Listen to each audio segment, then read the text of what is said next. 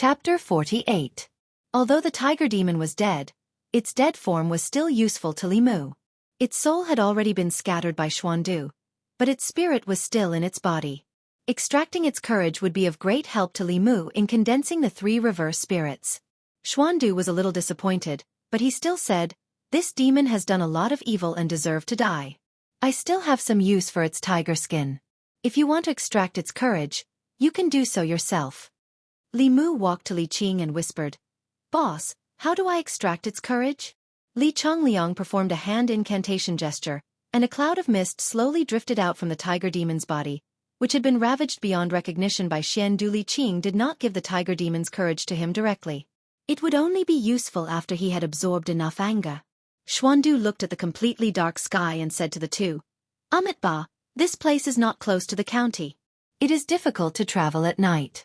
The Jinshan temple is nearby. Why don't you two rest in the temple for the night and return tomorrow?" Li Mu looked at Li Qing and waited for her to make a decision.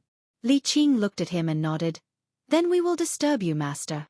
Since Li Qing agreed, Li Mu naturally had no objections. In this darkness, with her high cultivation, there was no problem for her to travel.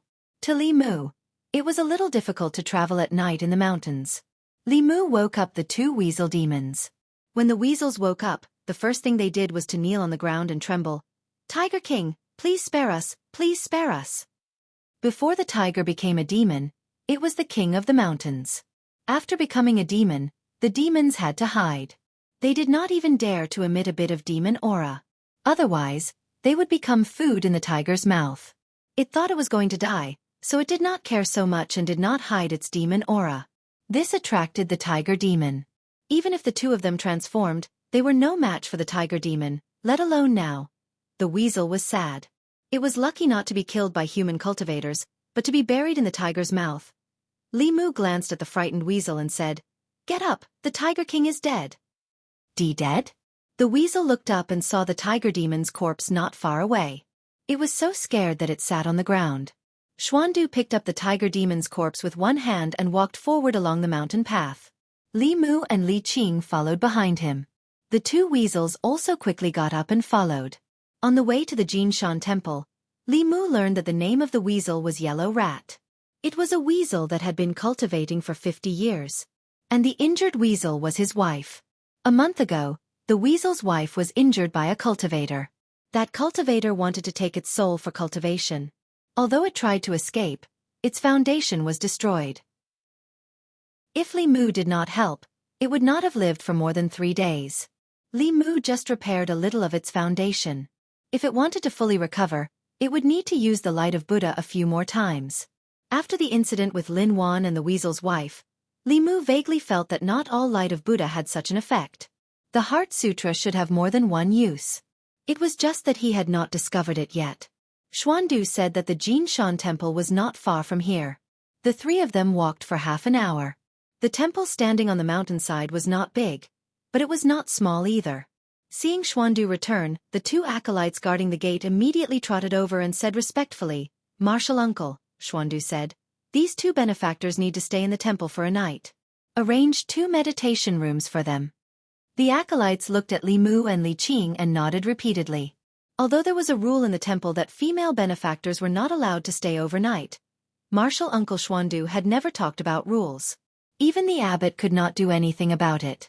Xuandu threw the tiger's corpse on the ground and said, "This tiger demon has done a lot of evil.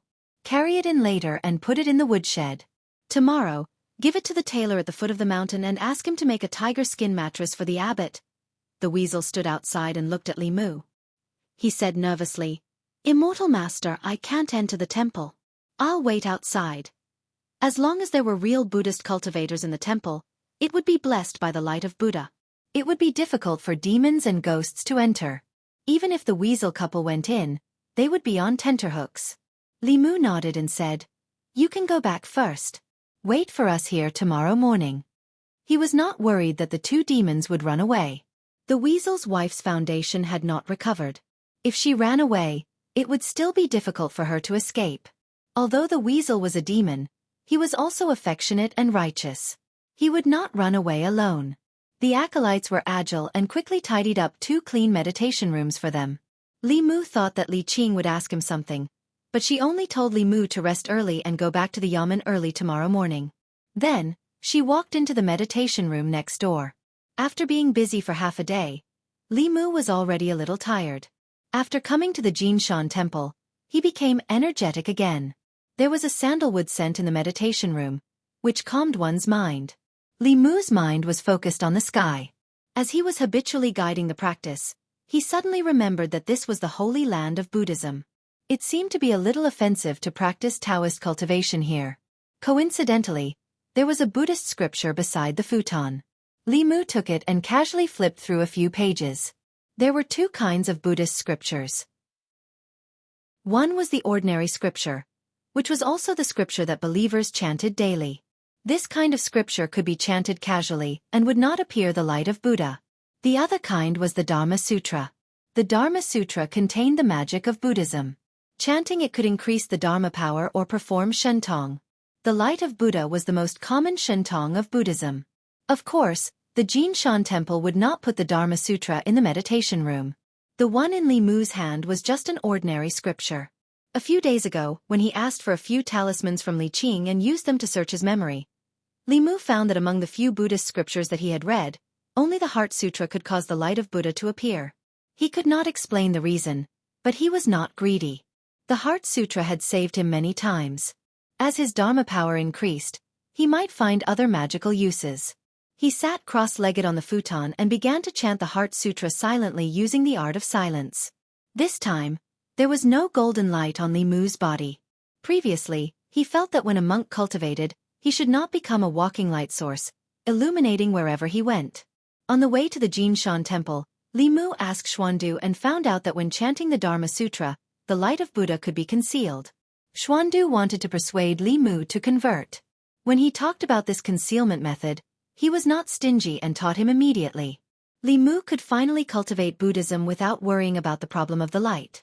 While Li Mu was chanting and cultivating, in the Jinshan temple, in the Buddhist hall, a few novice monks looked up. Light and shadow intertwined on their faces, flickering. If one looked closely, they would find that it was not their faces that were flickering, but the golden body of the Buddha statue in the hall that was emitting a golden light. One of the novice monks reacted and immediately said, "Go and tell the abbot." Li Mu was cultivating when he suddenly heard the sound of footsteps outside the meditation room, disturbing his concentration. He thought that the Jinshan temple was on fire. When he opened the door, he saw Li Qing coming out of the meditation room next door. Li Mu was puzzled and asked, "What happened?" Li Qing looked in the direction of the Buddhist hall and said, "I heard from the monks that the Buddha statue in the hall was shining for no reason just now." Li Mu and Li Qing were only guests and it was not good for them to walk around in the temple. Therefore, although he was curious, he did not go and join in the fun. He only asked Li Qing, "The Buddha statue can also shine?" Li Qing explained, "The Buddha statue in the Jinshan temple has been worshipped by pilgrims all year round and has long been a kind of spiritual treasure. The Buddha statue will not shine for no reason. It should be because it is attracted by something." Li Mu's heart skipped a beat as he suddenly remembered something. That night, when he helped Lin Wan for the first time, it seemed that there was also a strange phenomenon in the nearby temple, but he did not think much of it at that time. However, the second time this happened, the possibility of it being a coincidence was very small. He swallowed and asked, "Could it be because someone is chanting the scriptures?" "It shouldn't be." Li Qing shook her head and said, "The masters of the Jinshan temple chant the scriptures day and night. These Buddha statues have been here for hundreds of years. If there was a strange phenomenon, it would have happened long ago. It would not have waited until today, unless a new scripture came out." Li Mu's throat moved and he said, "Maybe, there is another reason." Li Qing looked in the direction of the Buddhist hall and said, "Half a month ago, there were many strange phenomena in the ancestral court of Fulu school. The Taoist scriptures trembled and the Taoist bell kept ringing, as if new Taoist magic arts were being created. It has attracted the attention of countless cultivators. Now, similar phenomena have appeared in Buddhism. Something must have happened in Beijing." Li Mu stood there in a daze. Li Qing noticed his strange behavior and asked, "What's wrong?"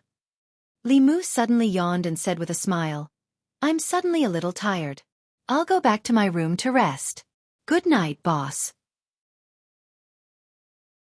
Chapter 49. Early in the morning, When the morning bell of the Jinshan temple rang, Li Mu got out of bed in a meditation room.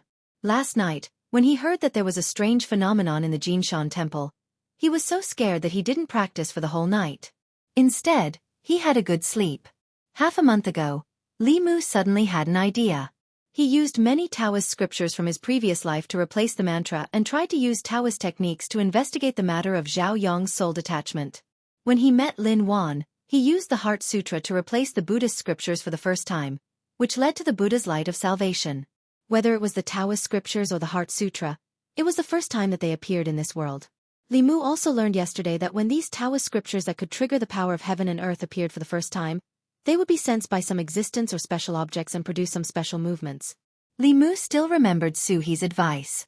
An ordinary man was innocent, but he was guilty of possessing a treasure. Taoist scriptures were coveted even by the powerful people in the Middle Realm. Li Mu had these secrets, and the fewer people who knew, the better. Therefore, he didn't intend to tell even his most trusted Li Qing. There was a knock on the door. Li Mu walked over and opened the door. He saw a little bald head. The little monk brought in the things for washing up and brought them into the room. He said, "After washing up, you can come to the Western Dining Hall for breakfast." "Thank you," Li Mu said politely. He always felt that the little monk was a little strange. When he left, he secretly observed with his heavenly eye and couldn't help but be stunned. This little monk was actually a demonic being. His true form was that of a golden eagle. Strangely, there was no demonic aura on his body. In his body, there was a looming Buddha's light. This greatly surprised Li Mu. The Jinshan temple was truly an evil place. This shape-shifted demon was clearly a Buddhist cultivator. Not only that, when he arrived at the dining hall with Li Qing, Li Mu was surprised to find that the young novice monk was not the only shape-shifted demon in the temple. Other than the demons, there were even ghosts that did not have the slightest bit of ghost chi. They were chopping firewood and fetching water in the backyard. They were extremely busy. His intuition told Li Mu that these demonic ghosts had something to do with Xuandu. That monk loved to reason with demonic ghosts. If he could not convince them, he would resort to violence. Then, those demonic ghosts that were unwilling to be redeemed by him would cry and beg him to redeem them. Xuandu was not here. Li Mu and Li Qing found a corner and sat down. A novice monk brought them food. Breakfast in the Jinshan temple was very simple. There were only steamed buns, vegetables, and a bowl of tofu soup. Li Qing ate very slowly. Li Mu, who had been hungry all night, finished his breakfast quickly. While waiting for her, he listened to the conversation of the monks next to him. Last night, the Buddha statue in the hall shone again. Master said that this kind of vision only appears once in 100 years. I heard from Martial Uncle Xuandu that someone comprehended a new Dharma scripture. That's why the golden body in the hall resonated. He also said that last night, a senior with profound Dharma passed by the Jinshan temple. Perhaps it was because of that senior. Martial Uncle Xuandu went out again last night. When he came back, he killed an evil tiger demon. When can we be as powerful as Martial Uncle Xuandu? Then we can be like him and get rid of evil for the people. Speaking of the tiger demon, let's eat quickly. After breakfast, we still have to go down the mountain and hand the tiger skin to the tailor. Martial Uncle Xuandu said that he wanted to use this tiger skin to make a tiger skin mattress for the abbot. The abbot was injured by that evil person when he attacked the heretical cultivation last time. He hasn't recovered yet. Seeing that the monks in the Jinshan temple did not suspect him, Li Mu finally heaved a sigh of relief. At the same time, he made up his mind to stay away from temples and Taoist temples when he cultivated in the future. Who knew if there would be something glowing for no reason when he cultivated? After Li Qing finished her meal, the two of them bid farewell to Xuandu. Li Mu bowed to Xuandu and said, "We'll be staying at your temple tonight. Sorry for disturbing you. We still have work to do, so we won't disturb Master Xuandu." Xuandu smiled and said, "Young benefactor, you have an affinity with Buddha. The door of the Jinshan temple will always be open for you." Li Mu immediately said, "My 6 senses are not pure. I won't cause trouble for Buddhism." After leaving the Jinshan temple with Li Qing, Li Mu heaved a sigh of relief. Xuandu looked gentle and refined, but in fact, he liked violence and was unreasonable. If he insisted on keeping Li Mu in the Jinshan temple, even Li Qing would not be able to stop him. Fortunately, He did not use force on Li Mu. On the contrary, he answered many of Li Mu's questions about Buddhist cultivation. Li Mu benefited a lot from this trip out of the city. The yellow weasel couple had been waiting outside the Jinshan temple for a long time. The yellow weasel carried a bulging bag full of medicinal herbs on his back. The two weasels walked upright like humans and swaggered through the streets. It was somewhat inappropriate. Li Qing gave them 2 fulu. After the yellow weasel couple stuck it on their bodies, they disappeared into thin air in front of Li Mu. Li Mu channeled his mana to his eyes, but he still could not see them. It was not until he used his all-seeing eye that the 2 demons appeared in front of him again. The effect of this abhijna was much greater than Li Mu had expected. Even with his meager dermic powers, he could easily cast it. Although it could not be called a Dao technique, it was still an extremely mysterious abhijna. It was unexpected that a small vengeful spirit would know this kind of supernatural power. Li Qing said, "This is just a simple camouflage talisman. It can fool the eyes of ordinary people, but it cannot fool cultivators. When you reach the soul condensation stage, you will be able to see through it." Li Mu had only condensed one of his 7 spirits. He did not know when he would be able to condense his soul. After solving the yellow weasel case, he still had to go to the Yunyan Pavilion and continue playing the role of a storyteller. On the way back to the county, Li Mu once again used the light of Buddha on the yellow weasel's wife to save her life. Although Li Mu had already condensed his first spirit, Li Mu did not waste the gratitude of the 2 demons towards him. After refining these emotions, his first spirit would become even more sensitive. After returning to the county, Li Mu had just stepped into the county office when he bumped into Han Zhe. After returning from the Bay of Clearwater, Han Zhe had taken a leave of absence. It was said that he had lost too much of his essence and had been cultivating in seclusion for a period of time. When he saw Li Qing, Han Zhe smiled and asked, "When did Miss Qing come back?" "A few days ago," Li Qing said lightly and walked straight into the county office. Han Zhe's gaze swept over Li Mu and saw the Bai sword in his hand. He then looked back at Li Qing's Qinghong sword and asked Li Mu, "Where did you get your sword?" "The boss gave it to me." Li Mu also replied lightly and followed Li Qing out. Han Zhe stood at the door with a look of surprise on his face. The 2 swords were very similar in appearance. Although this did not mean anything, seeing a lowly constable holding a sword similar to his sweetheart's made him feel uncomfortable. However, this discomfort only lasted for a moment. He and Li Qing were both disciples of the Fulu school. Although they did not belong to the same school, they were from the same school. The small Yangqiu county was only a part of their experience. Li Mu was just a lowly constable and was destined to not have much interaction with them. Han Zhe looked back again and turned to walk out of the county office. In the front hall of the county office, Jianghu County Magistrate sat at the top and glanced at the 2 weasels kneeling below. He said, "2 demons, although you did not harm anyone, you have damaged the property of the villagers of Jianghu village. I will punish you by making you compensate them double the amount of their losses. Do you have any objections?" "We'll listen to you, sir. We'll listen to you." The 2 weasels knelt on the ground and kowtowed as if they were pounding garlic. Li Mu stood to the side. Jianghu County magistrates did not punish the weasel couple more severely because they were demons. This punishment was completely in accordance with the laws of the Great Zhou. As for the medicinal herbs that the weasels collected, any one of them could be sold for hundreds or thousands of chickens and ducks. For the weasels, this punishment was not serious. If it weren't for the fact that 2 monsters were involved in this case, County Magistrate Zhang wouldn't even need to come forward. Li Mu could handle it by himself. Jianghu County magistrates calculated with a brush and said, "Jianghu village lost a total of 15 chickens and 2 sheep. The market price of each chicken is 50 copper coins, so double is 100 copper coins. For 15 chickens, you will be fined 1,500 copper coins. The market price of a sheep is 1,000 copper coins, so double is 2,000 copper coins. 2 sheep are 4,000 copper coins, so the total is 5 taels and 5 coins. What do you have to say about the handling of this case?" The weasel was stunned and said, "Sir, the 15 chickens were done by me, but I have never stolen a sheep."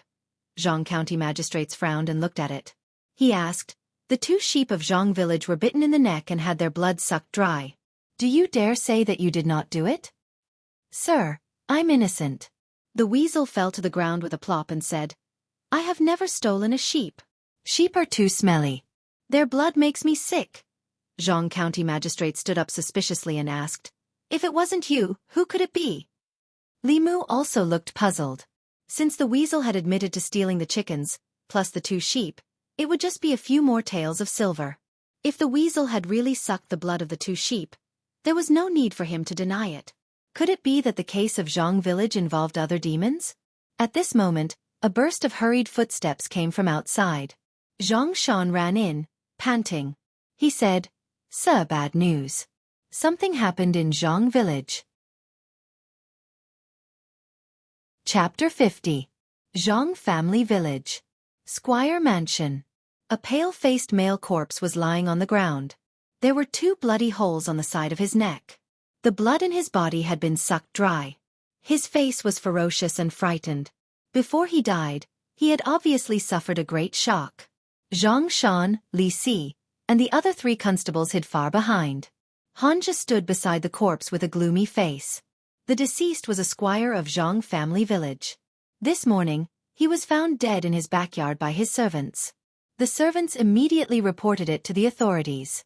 After learning that this case was strange and was likely to be the work of a demon, Jianghu County magistrates immediately asked Li Qing and Xianxia to bring people to investigate. Landlord Zhang's death was tragic. Li Mu endured the discomfort and stood beside Li Qing.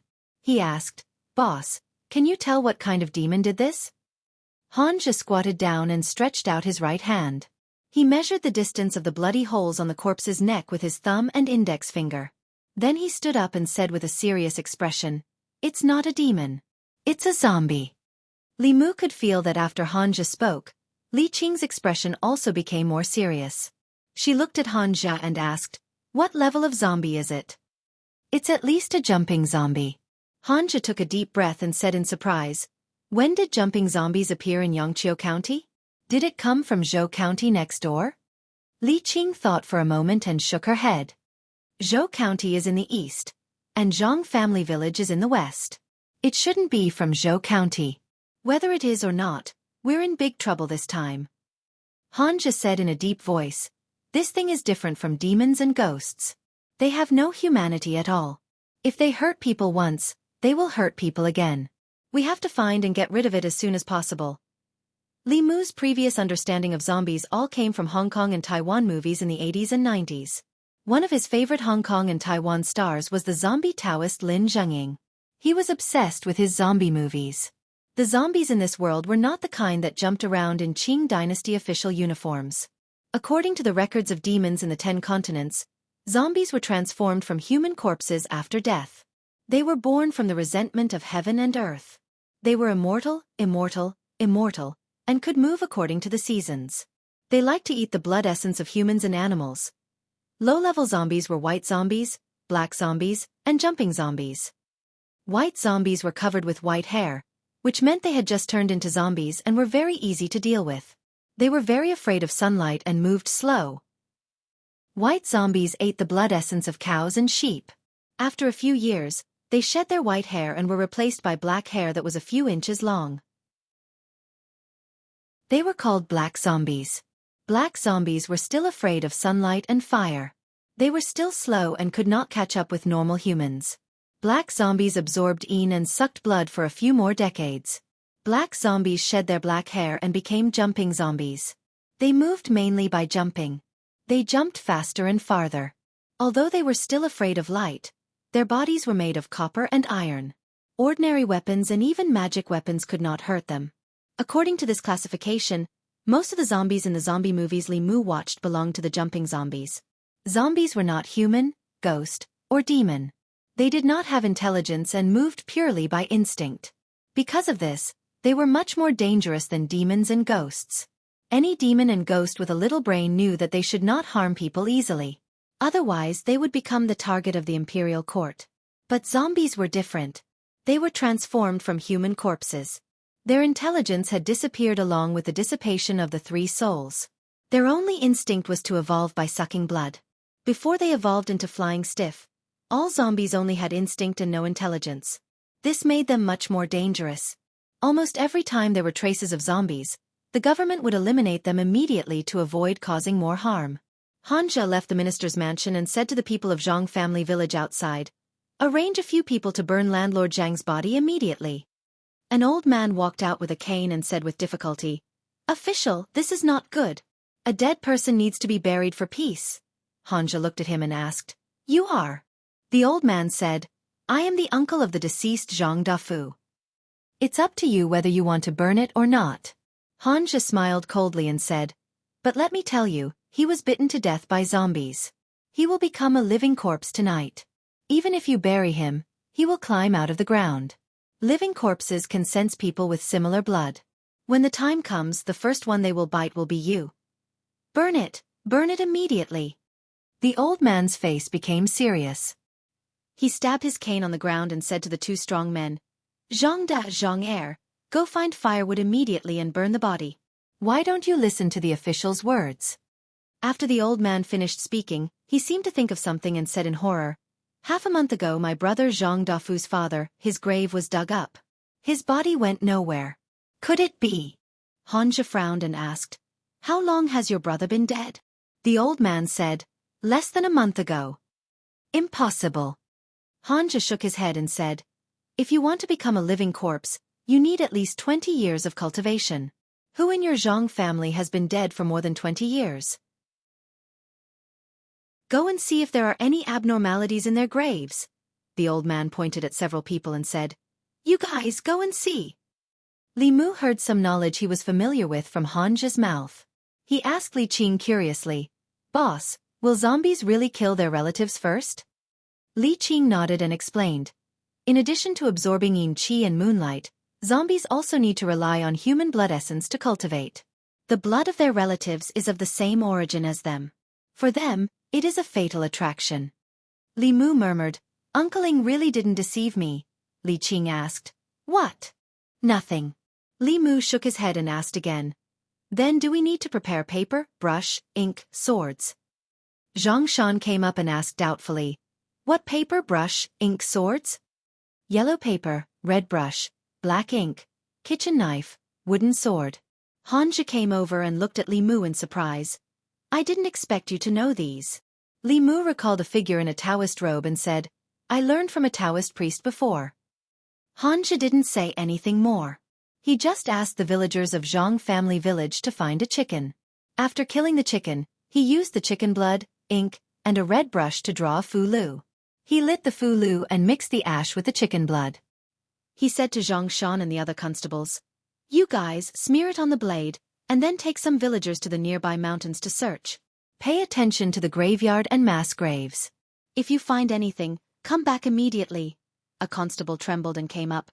"Boss, what should we do if we encounter that thing?" Xianxia glanced at him and said, "Don't worry, that thing is afraid of sunlight, so it won't appear during the day. But you must come back before the sun sets. If you encounter an accident, set off fireworks to call for help." Li Mu's bai sword was originally a magic weapon, so it didn't need to be smeared with chicken blood. He was about to go out with Zhang Shan and the others to search for traces of the zombie when Li Qing suddenly said, "Li Mu, stay here." Under Xianxia's strange gaze, Li Mu came back and asked, "Boss, do you need me to do anything?" "Li Qing, you stay here and watch over landlord Zhang's direct relatives. Don't let them run around. If the zombie is an ancestor of the Zhang family, then it will definitely come back." "Got it." Li Mu nodded and asked, "Do you want to prepare some glutinous rice?" Li Qing asked, "What do you need glutinous rice for?" Li Mu was confused. Isn't glutinous rice able to restrain zombies? Xianxia snorted and said, "Don't think that any Jianghu magician knows the real Taoist magic. I've never heard of glutinous rice restraining zombies. It's so easy to believe such nonsense. Miss Qing, I have to discipline this subordinate for you. If this goes on, not only will he get himself killed, but he will also drag his colleagues down. He's my man. You don't have to discipline him." Li Qing said coldly. Then she looked at Li Mu and said, "There's no record of glutinous rice restraining zombies in books. Where did you hear it from?" "A Taoist priest." Li Mu smiled and said, "His surname is Lin, and he's a Taoist master. His Taoist magic is specialized in restraining zombies and demons. People call him Zombie Taoist Priest or Taoist Ime. I learned a lot about zombies from him. He said that glutinous rice can restrain zombies. When encountering zombies, as long as you hold your breath, you won't be discovered. Li Qing's expression changed slightly. She said, zombies are dead things. They can't see or hear, but they can sense people's location by their breath. That Taoist priest should not be lying since he has such knowledge. There are countless Taoist magic, and no one knows all of it. Maybe this is his secret magic. As for whether it works or not, we'll know after trying it. Chapter 51. Li Qing didn't directly deny the use of the glutinous rice. Li Mu borrowed some glutinous rice from the villagers of Jianghu village and sprinkled it around the ancestral hall of the Jianghu family. Regardless of whether the glutinous rice had a restraining effect on zombies, there was no harm in making an extra layer of preparation. The villagers of Jianghu village dispersed, and landlord Zhang's direct blood relatives were arranged to stay in the ancestral hall. Although zombies didn't have intelligence and didn't pick humans or animals for blood, the blood essence of direct blood relatives could accelerate their evolution. If the one who killed landlord Zhang was the ancestor of the Jianghu family, as long as the bloodline of the Jianghu family still existed, it would definitely come back. This was their instinct, so Li Mu and the others only needed to wait in Jianghu village. However, after the villagers of Jianghu village who went to check on the Jianghu family's graveyard returned, Xianxia began to doubt his earlier speculation. According to the villagers, there was nothing unusual in the graveyard of the Jianghu family's ancestor, which meant that none of them had become zombies. Landlord Zhang's death might just be a coincidence. If that was the case, it wouldn't be so easy to find traces of the zombie. Li Mu thought of the disappearance of landlord Zhang's father's body and asked doubtfully, could it really be the older landlord Zhang? Under normal circumstances, this is impossible. Li Qing denied Li Mu's guess and said, a corpse needs a certain opportunity to become a zombie. First of all, landlord Zhang's father's graveyard must be a place to raise corpses. Only then could it be possible for him to become a zombie. Secondly, even if he became a zombie, it would be the lowest level of white zombie. It would take at least 20 years to evolve into a jumping zombie, and the one who killed landlord Zhang was obviously a jumping zombie. Li Mu thought for a moment and asked, under normal circumstances, this is the case. What about abnormal circumstances? Li Qing said, corpses that have just died not long ago can absorb a large amount of energy in a very short period of time and accelerate the evolution process. Perhaps someone has refined the corpses and forcibly helped them evolve. Or perhaps, landlord Zhang's father was bitten to death by the flying stiff, but according to the Yaman's investigation, he died of illness. Obviously, if he wanted to know the origin of the zombie that killed landlord Zhang, he just had to see if it would come here tonight. If nothing unexpected happened, Li Mu wouldn't be able to go home tonight. For the past 2 days, he didn't have time to go back and tell Wan Wan. Li Mu felt guilty for taking Lu Hanyan's monthly food allowance. Zhang Shan, Li Si, and the others returned to Jianghu village before dark. They searched the cemeteries and mass graves near Jianghu village, but they didn't find anything. Hanja's face was filled with doubt as he muttered, that's strange. That zombie couldn't have flown over. That's impossible. If it was a flying zombie, the North County would have already been in chaos. Li Mu learned from the Encyclopedia of Monsters in the 10 Continents that the strength of a jumping stiff was about the same as a cultivator in the assembled spirit realm. Because they were like ghosts but not ghosts, and like demons but not demons, many spells that targeted demons and ghosts were ineffective against them. This made the jumping stiff more difficult to deal with than evil ghosts and shape-shifting demons. However, no matter how difficult it was to deal with, no matter how strong the jumping stiff was, it didn't have any intelligence. Some relied on their instincts and their bodies were stiff. They could only jump and walk. However, a flying stiff was different. Once a zombie evolved into a flying stiff, it could pose a threat to cultivators in the middle realm. Not only would it have basic intelligence, but it could also jump and move like a normal person. It could also suck a person's blood essence and soul without leaving any external injuries. It was said that a flying stiff appeared in the neighboring Zhou County a few days ago. Even the county governor was alarmed. The chaos it caused had yet to subside. That flying stiff had countless eyes on it. It couldn't have run from Zhou County to here. Below the flying stiff, Li Qing and Xianxia were here, so it couldn't cause too much trouble. The sky gradually darkened. Zhang Shan, Li Si, and the other 4 constables held weapons smeared with rune blood and stood guard around the ancestral hall. Li Mu sat in the ancestral hall with Bai in his arms, looking at the few direct descendants of the Zhang clan. Li Qing wasn't here. Although the zombie didn't have the 7 spirits, its body was extremely strong and its senses were even sharper. Li Qing was already in the assembled spirit realm. If she stayed here, the zombie might not dare to appear out of fear.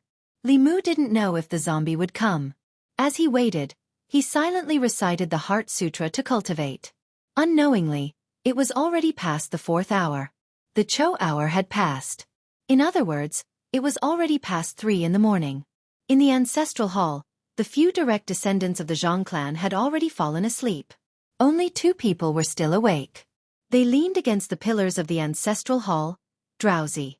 Bang, bang, bang. Just as Li Mu was about to fall asleep, there was suddenly a hurried knock on the door of the ancestral hall. Li Mu was jolted awake. He pulled out the Bai sword and walked to the courtyard outside the ancestral hall. He asked loudly, "Who is it?" "It's me. Open the door." Zhang Shan's voice came from outside the door. Li Mu heaved a sigh of relief. He walked over and opened the door. Looking at Zhang Shan outside, he asked, "What's wrong? Did you find anything?" "I've been waiting for half the night, but I didn't find anything." Zhang Shan covered his buttocks and said anxiously, "I think I ate something bad today." "Where's the outhouse?" "I can't hold it in any longer." Li Mu pointed to a corner in the courtyard. Zhang Shan covered his buttocks and immediately ran over. Li Mu closed the door. Before he reached the ancestral hall, there was another knock on the door. Bang, bang, bang. This time, the knocking was even more hurried than the previous one. Li Mu was about to walk over when the 2 sturdy wooden doors collapsed with 2 muffled thuds. A tall, dark figure appeared at the door.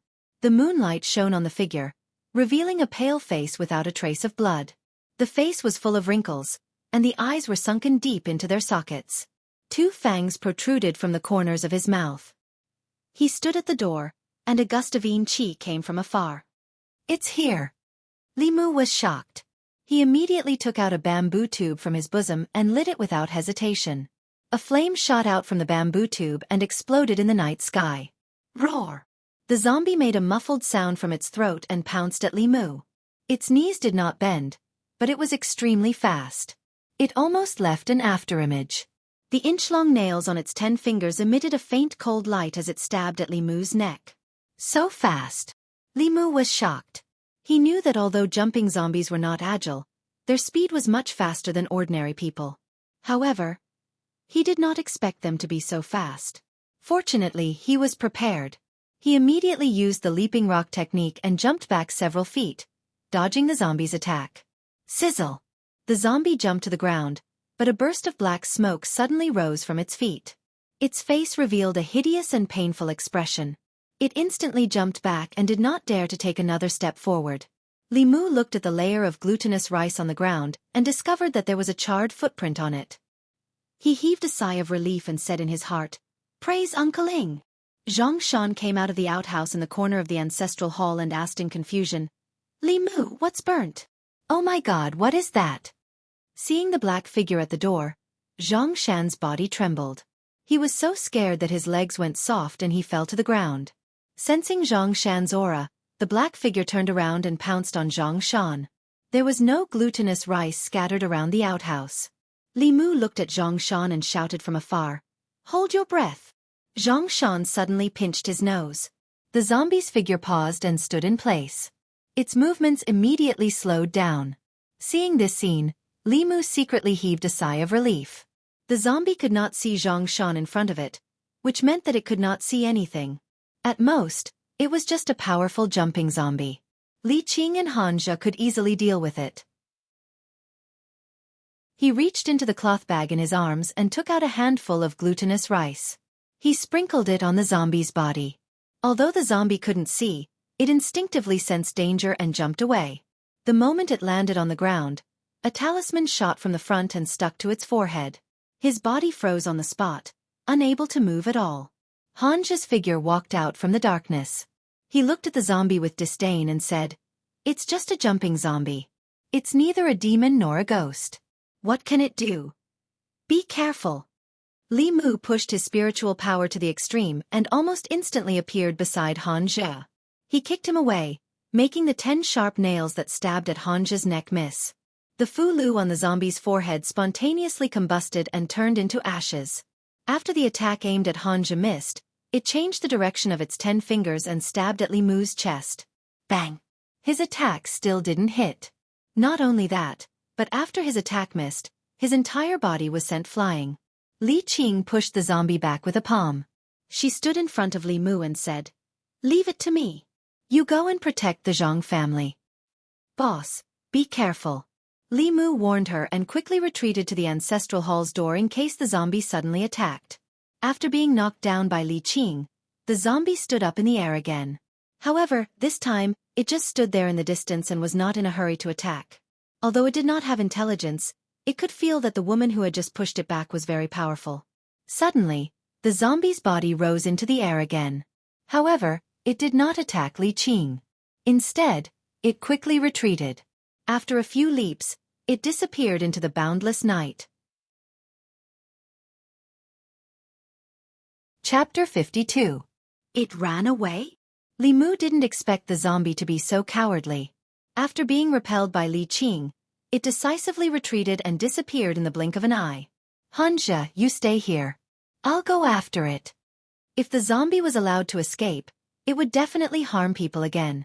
Li Qing warned Xianxia and chased in the direction the zombie disappeared. Xianxia had just been kicked away by Li Mu. At this moment, he crawled up from the ground with a complicated expression. He glanced at Li Mu and said, "Glutinous rice really does have a restraining effect on zombies. I was ignorant and inexperienced in the past, and my skills were not good enough." Li Mu put away his sword and said, "I'll go see if anyone is injured." Li Mu walked out of the ancestral hall and found that Li Si and the other constables were still in their original positions. It seemed that the zombie was very persistent in its target, and was bent on sucking the blood essence of its own people.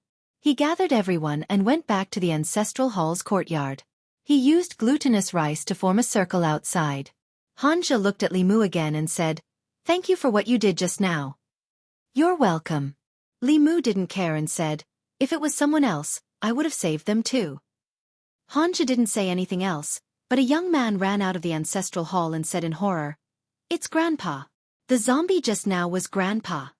Xianxia frowned and asked, "That zombie was the older landlord Zhang. Are you sure you didn't get it wrong?" The young man trembled and said, "I can't be wrong. It's really Grandpa. How is this possible?" Xianxia looked doubtful and muttered, "Older landlord Zhang died not long ago. How could he become a jumping corpse? There must be a problem." Before he finished speaking, he suddenly felt a sense of danger and looked at the door. Almost at the same time, Li Mu also looked in the same direction. He saw a black shadow appear in front of the ancestral hall's courtyard again. The old landlord Zhang turned into a zombie and returned, but Li Qing didn't follow him. One of the constables panicked and shouted, "It's back! That thing is back!" Xianxia didn't expect the zombie to know how to lure the tiger away from the mountain.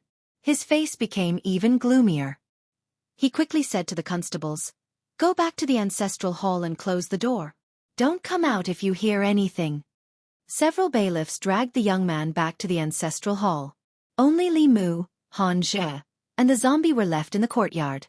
After being burned by the glutinous rice, the zombie didn't immediately charge forward. It let out a low growl and suddenly spat out a cloud of black fog. The black fog spread in the direction of Xianxia and Li Mu.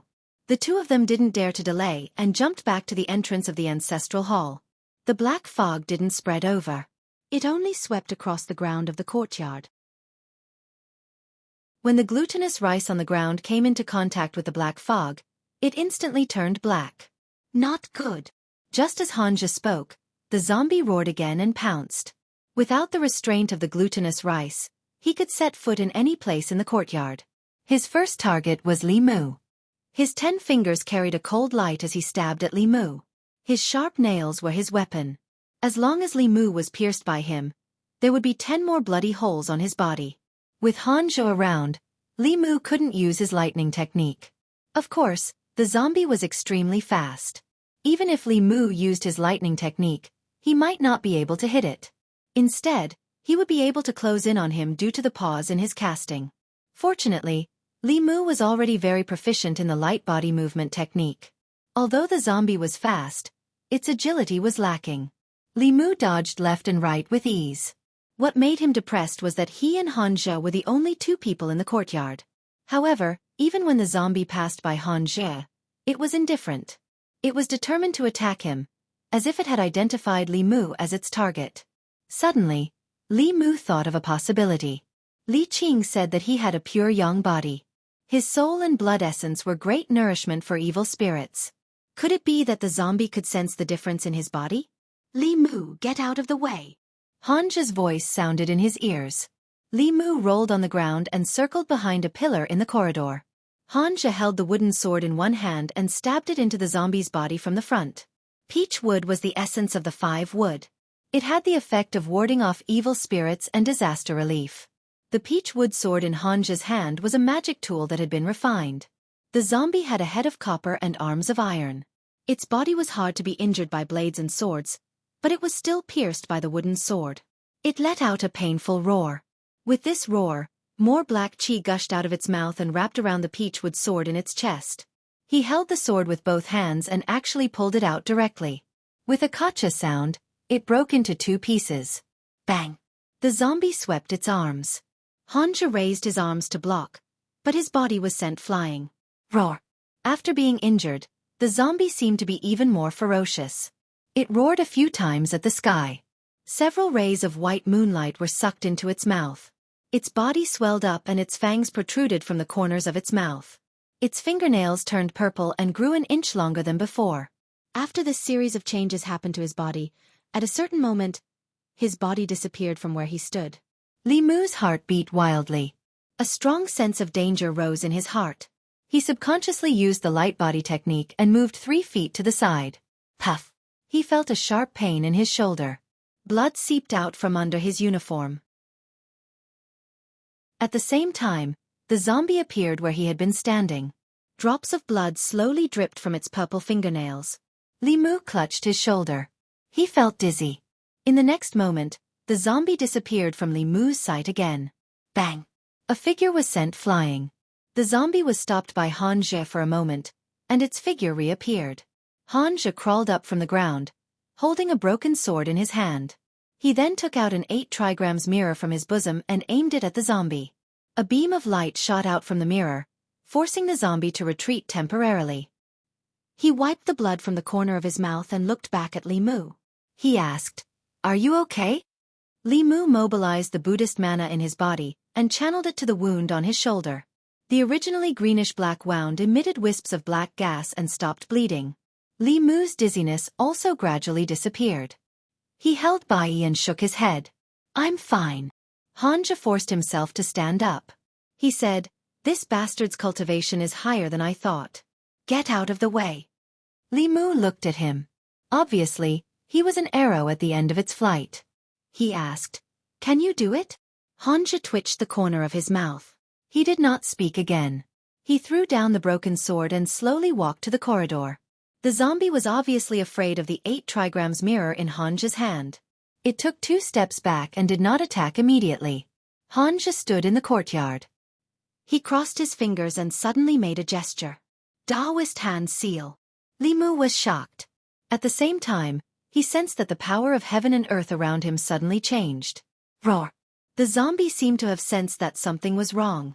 It roared and pounced at Hanja. However, when his body was in midair, he was sent flying back. A faint shadow appeared in front of Hanja. It was the shadow of an old man. He had white hair and a white beard. He wore a loose Taoist robe. He looked at the zombie indifferently. He stretched out a hand. His index finger and middle finger were straightened. His thumb pressed against the ring finger and little finger. He made a sword gesture. He waved his hand gently and the shadow gradually disappeared. Everything happened in a short period of time. From the appearance of the old man to his disappearance, there seemed to be no change. However, the zombie stood in the same place, motionless. Puff! After a soft sound, its body split into 2 halves and fell to the ground. Hanja's face was pale. He took out 2 pieces of fulu and threw them at the 2 halves of the corpse. The fulu spontaneously combusted in the air. When it came into contact with the corpse, it burned fiercely. Soon, the two halves of the corpse on the ground were burned to ashes. Li Mu breathed a sigh of relief. The dizziness hit him again. His body swayed and fell to the ground. A figure came from afar. Li Mu did not fall to the ground.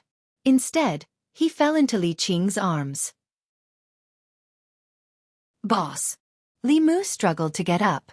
Li Qing frowned and said, "Don't move. You've been poisoned. I'll help you heal first."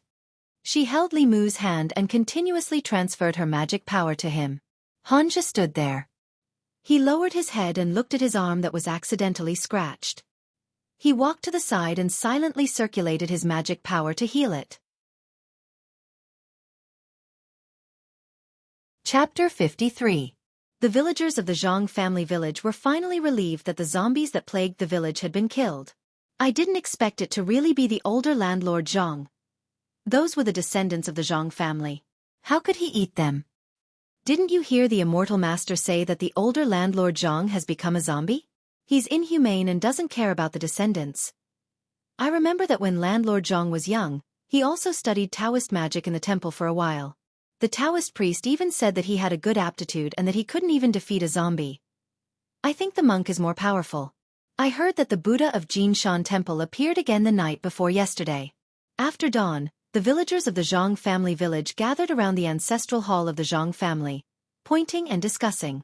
Many people didn't sleep the whole night after such a thing happened in the village. As soon as dawn broke, they gathered their courage and came to the ancestral hall of the Zhang family to inquire about it. Xianxia, who had gone to check the tomb of the older landlord Jiang, had already returned. As soon as he entered the courtyard, he couldn't help but curse.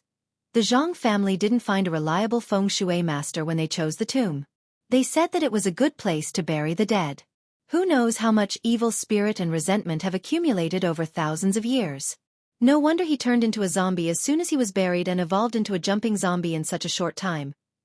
The only suspicious point about the zombie incident in the Zhang family village was that the older landlord Jiang had turned into a zombie not long after his death. Moreover, his cultivation was so high that Xianxia and Li Mu were almost killed by him. After Xianxia carefully checked the tomb, he finally found the answer. Not only was the place where Squire Zhang had been buried not a place with good feng shui, but it was also a cave of great evil. Large amounts of baleful energy had gathered underground, and the corpses buried there would transform within a few days. After absorbing the baleful energy, their strength would explode for a short period of time. Coupled with the fact that they had absorbed the blood of their kin, they would have the terrifying cultivation base of a zombie. At this point, there were no more doubts about landlord Zhang's death, and the case could be closed. The Zhang family could be said to be extremely unlucky. The old official had just died, and a month later, a new official had died. They even encountered such an evil thing. For the county government and Zhang family village, it was already considered lucky that the situation did not continue to escalate. Li Mu was injured by the zombie yesterday, so his face was still pale. He lamented, "That zombie has only cultivated for less than a month, and it already has such a high level of attainment. It's comparable to dozens of years of cultivation for monsters and humans. It really doesn't make sense. This isn't the only unreasonable thing in the cultivation world. This is nothing." Xianxia pursed his lips and said, "This beast has absorbed so much baleful qi, but it's only equivalent to the third realm of cultivation. There was once a person who was full of resentment before he died and turned into a malicious spirit after his death. His strength was close to the sixth realm, and he wreaked havoc in the world. Countless cultivators died at his hands.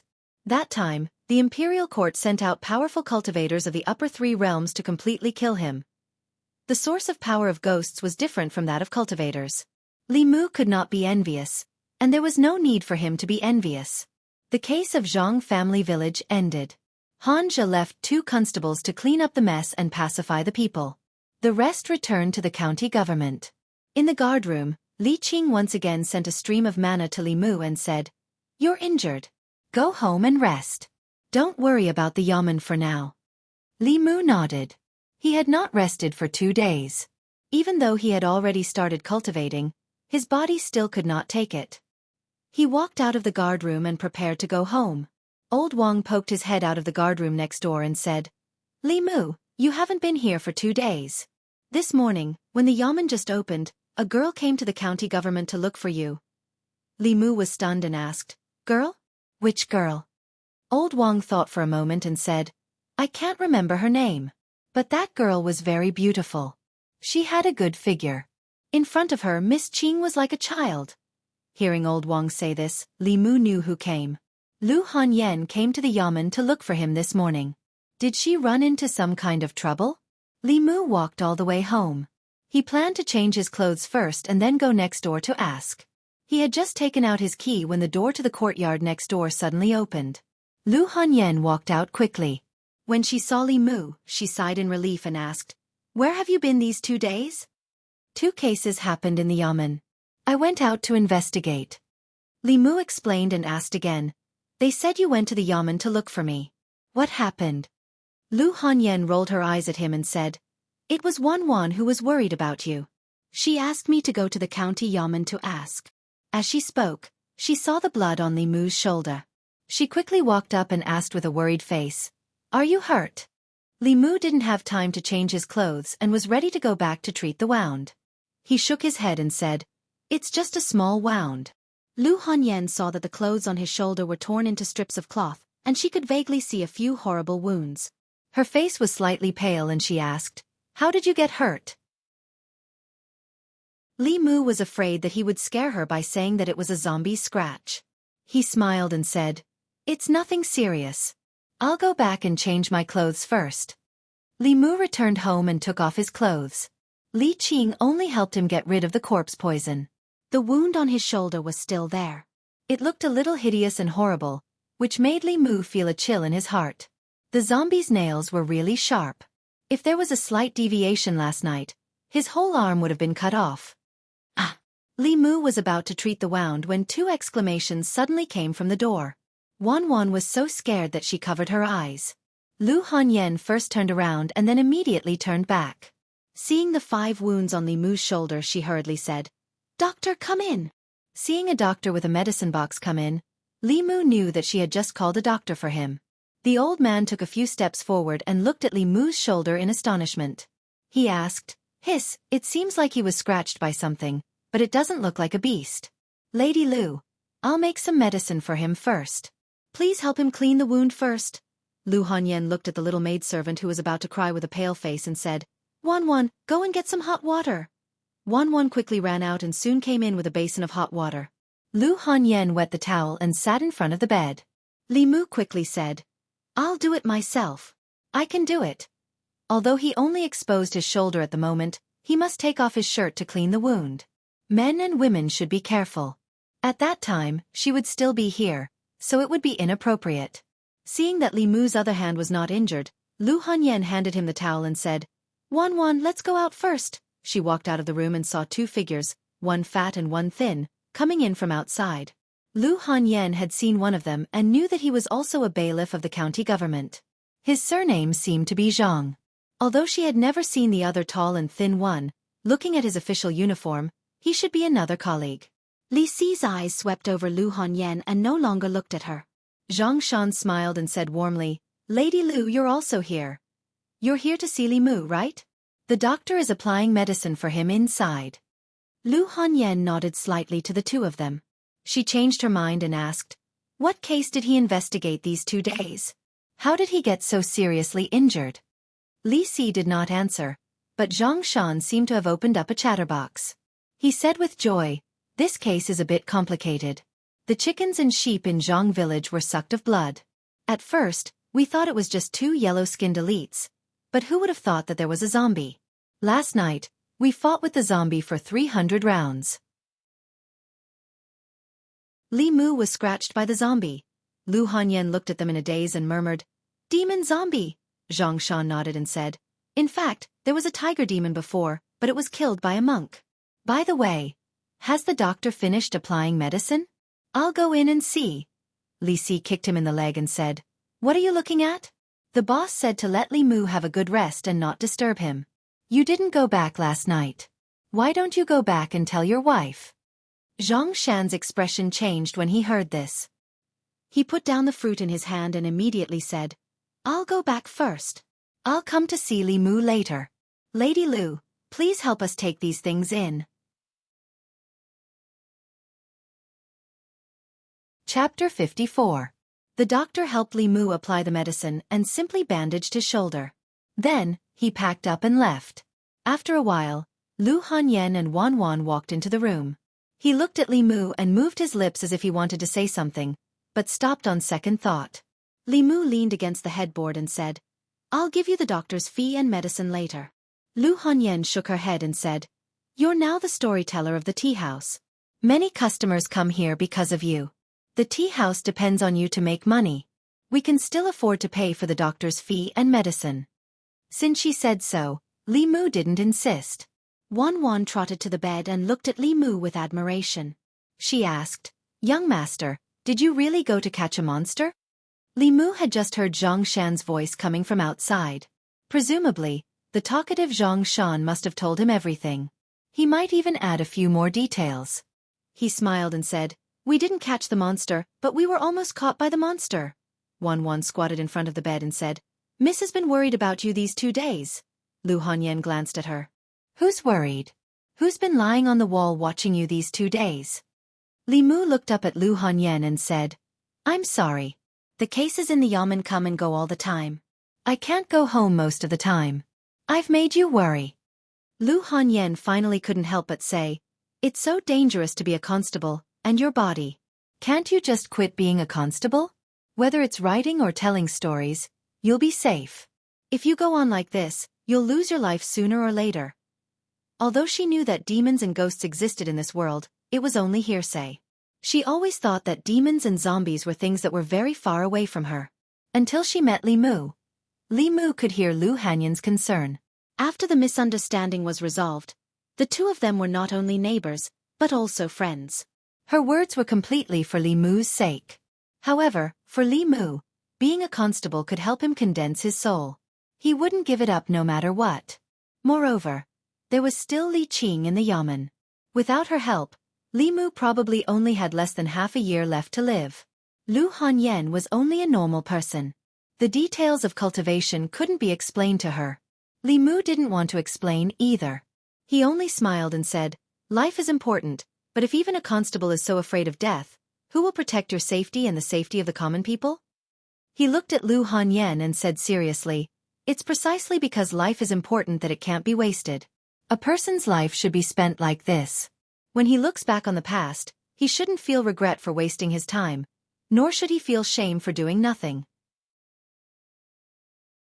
Even if I only have half a year left to live, in this half a year, I will do what I want to do, what I should do." A moment later, Lu Hanyan and Wan Wan walked out of Li Mu's room. Wan Wan turned her head and asked in confusion, "Miss, what does the young master mean?" Lu Hanyan was silent for a long time before she sighed and said softly, "You're still young. It's fine if you don't understand, but you have to know that there are many demons and ghosts in this world. The reason why we can live peacefully here is because there are people like him, silently protecting us in the dark." Wan Wan nodded as if she understood and said, "I understand. The young master is secretly protecting us. He's injured now. Miss, can I stay and take care of him?" Lu Hanyan nodded and said, "I'll go boil some nourishing soup. Bring it to him in a moment." This wasn't the first time that Li Mu had seen Lu Hanyan's cooking skills, but when Wan Wan fed Li Mu spoonful after spoonful of chicken soup, Li Mu couldn't help but have the impulse to marry Lu Hanyan. This way, he could drink this delicious soup every day. Wan Wan moved a small stool and sat in front of the bed. She put the spoon to Li Mu's mouth and said, "Open your mouth, ah." Li Mu opened his mouth and she slowly fed the soup to Li Mu. Li Mu originally wanted to drink it himself, but his right shoulder was injured. After applying medicine and bandaging, his entire arm couldn't move. Wan Wan saw that it was inconvenient for him to drink the soup with his left hand, so she picked up the bowl and fed him. Ever since Li Mu was weaned, he hadn't been served like this. The little maid was really considerate. He didn't dote on her for nothing these days. Wan Wan fed Li Mu soup and asked curiously, "Young master, can a tiger spirit talk? What do zombies look like? The books say that zombies can suck human blood and jump when they walk. Is it true?" Li Mu said leisurely, "They can talk. Not only can they talk, but they can also turn into humans. Zombies can suck the blood of humans, cows, and sheep. They don't just jump when they walk. The powerful zombies can not only walk like humans, but can also fly. When Li Qing walked into the room, she saw Li Mu lazily leaning against the bed. A pretty little maid was feeding him soup spoonful by spoonful. "Boss." Li Mu almost choked. When he was about to stand up, Li Qing waved her hand and said, "Sit down. I came to see you and give you a piece of fulu. Later, you can turn it into talisman water and drink it. After you recover, there won't be any scars left on your body." Li Mu took the fulu from Li Qing and said, "Thank you, boss." Li Qing added, "You can rest at ease and recuperate first. You don't have to go to the government office for the time being. Lord Zhang has already reported that glutinous rice can restrain zombies. It should be of help to the cultivators in Zhou County. When the disaster there is over, the county governor may reward you." Li Mu nodded and asked, "What about Huang Shu and his wife?" Li Qing said, "The Jianghu County magistrates asked people to exchange some medicinal herbs for silver to compensate the villagers. The 2 demons were also released back to the mountain." With the 2 cases over, Li Mu had nothing to worry about. Suddenly, he remembered something and asked, "Boss, the magic that Constable Han used to kill the zombie was a Taoist magic art, right?" "Not exactly." Li Qing thought for a while and explained, "In the Fulu school, his branch once had a strong cultivator of the upper realm. Although he didn't create his own Taoist magic art, he left behind a magic art that was close to Taoist magic art for his descendants. When using this magic art, one could summon his doppelganger and control this doppelganger to use a magic art. When Han Zhe, who was in the soul condensing realm, used this magic art, he could summon a doppelganger of the supernatural realm. The biggest difference between human cultivators and demons was that there was an endless supply of magic arts. Han Zhe was only in the 2nd realm, but he could kill a zombie that was infinitely close to the 4th realm. Dealing with Lin Wan, who was also in the 2nd realm, was as easy as blowing off dust. Although Li Mu could also use the thunder magic with his soul-refining realm cultivation, it was not as convenient as Han Zhe's. He could summon a doppelganger and stand aside to watch the show. He still had to spend a lot of time practicing the technique of striking people. When his thunder magic could hit where it was directed, predict the enemy's position, and accurately hit a moving enemy, only then would it be considered a small success. Li Qing's gaze swept past Wan, and she said to Li Mu, "You rest first. There are still some suspicious points in the case of Zhang family village that need to be investigated. I'll go back to the yamen first and come see you in 2 days." Li Mu sharply sensed Li Qing's gaze and explained, Wan is my neighbor. She specially came over to take care of me." Before Li Qing left, the trusting look in her eyes made Li Mu feel very touched. This showed that as his superior, she still understood Li Mu. She knew that he was different from Li Si. He was a true gentleman and would not deceive an ignorant girl's feelings and body. Li Mu picked up the paper talisman and said, Wan, please bring me a bowl of water." The fulu that Li Qing gave him took effect very quickly. The wound on Li Mu's shoulder healed at an unimaginable speed. In just 3 days, the wound on his shoulder had already formed a scab, and there was only a slight inconvenience in his movements. These 3 days were the most comfortable days Li Mu had had since he came to this world. Under Wan's care, his clothes and food were all provided to him. Other than going to the toilet, there was someone to do everything for him. Li Mu finally understood why rich families always kept a few servant girls. This kind of life was simply a land of warmth and gentleness. However, a land of warmth and gentleness was also a hero's grave. Li Mu understood this principle. After enjoying the life of a young master for 3 days, he once again went to the tea house of Yunyan Pavilion. In the private room, Lu Hanyan looked at him and advised, "You should rest for a few more days. It won't be too late to come back after your injuries have healed." "No need." Li Mu shook his head and said, "As a storyteller, the people who like me are my parents. I can't let them wait for too long." Lu Hanyan saw that his complexion was good and did not insist. She only looked at Li Mu with a strange expression and asked, "Then do you mind letting your parents know where you live? Many of them want to personally come and give you gifts." "Please don't." Li Mu waved his hand and said, "You know, I'm a low-key person. I only want to live a quiet life and don't want to be disturbed by too many people."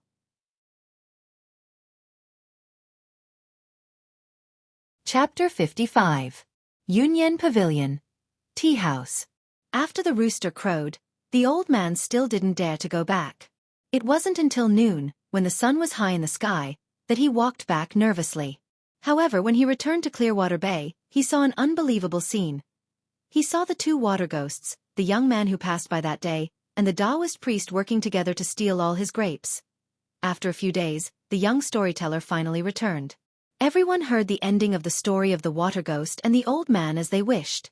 Although many people were shocked by the sudden turn of events and slammed the table in anger, they had no choice but to admit that this unheard-of plot was much more exciting than listening to other storytellers. This young storyteller would tell 3 to 5 stories a day. When he reached the last story, in order to keep the guests, he would purposely stop at the most exciting part. Although everyone was angry, they knew that this was the storyteller's way of keeping the guests.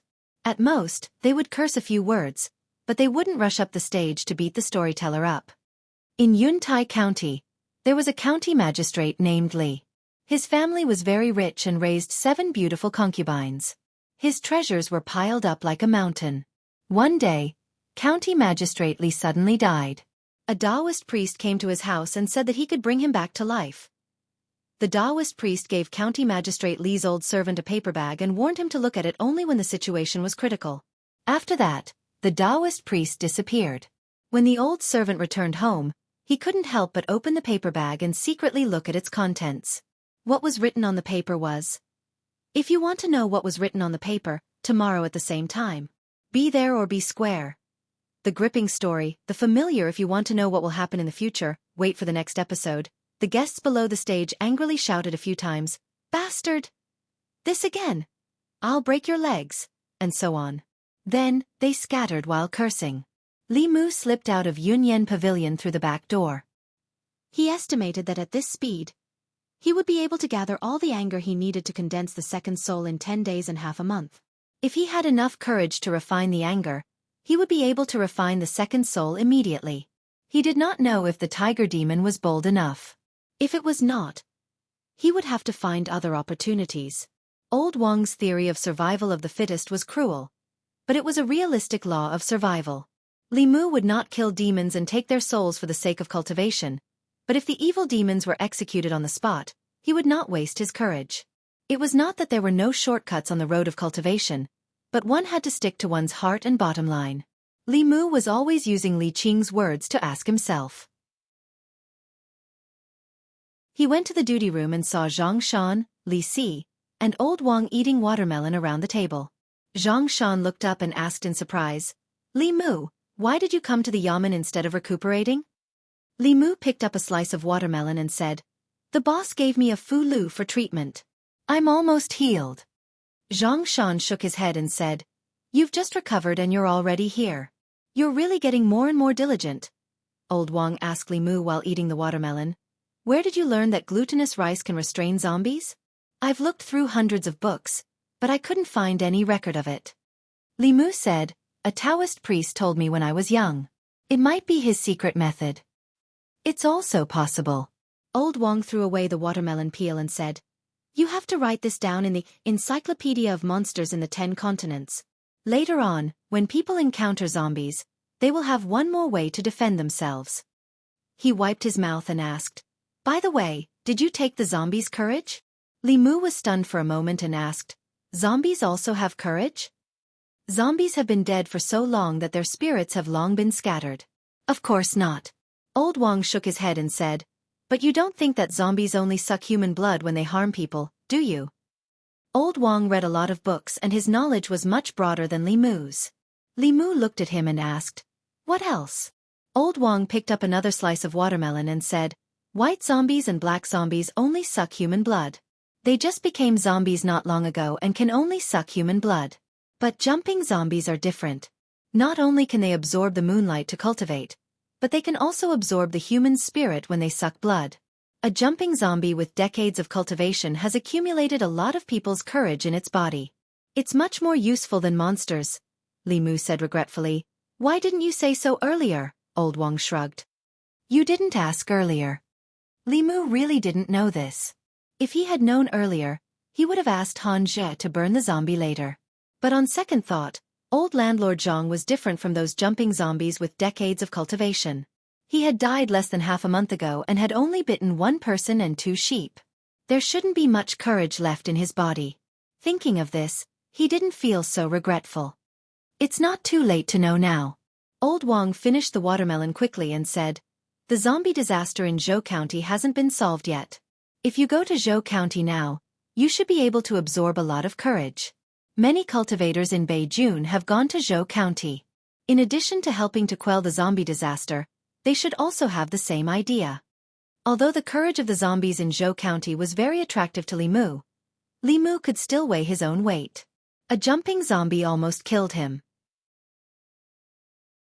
Zhou County even had flying zombies. Wasn't it better to follow Li Qing and kill a few evil monsters? There was no need to take such a big risk just to take a shortcut.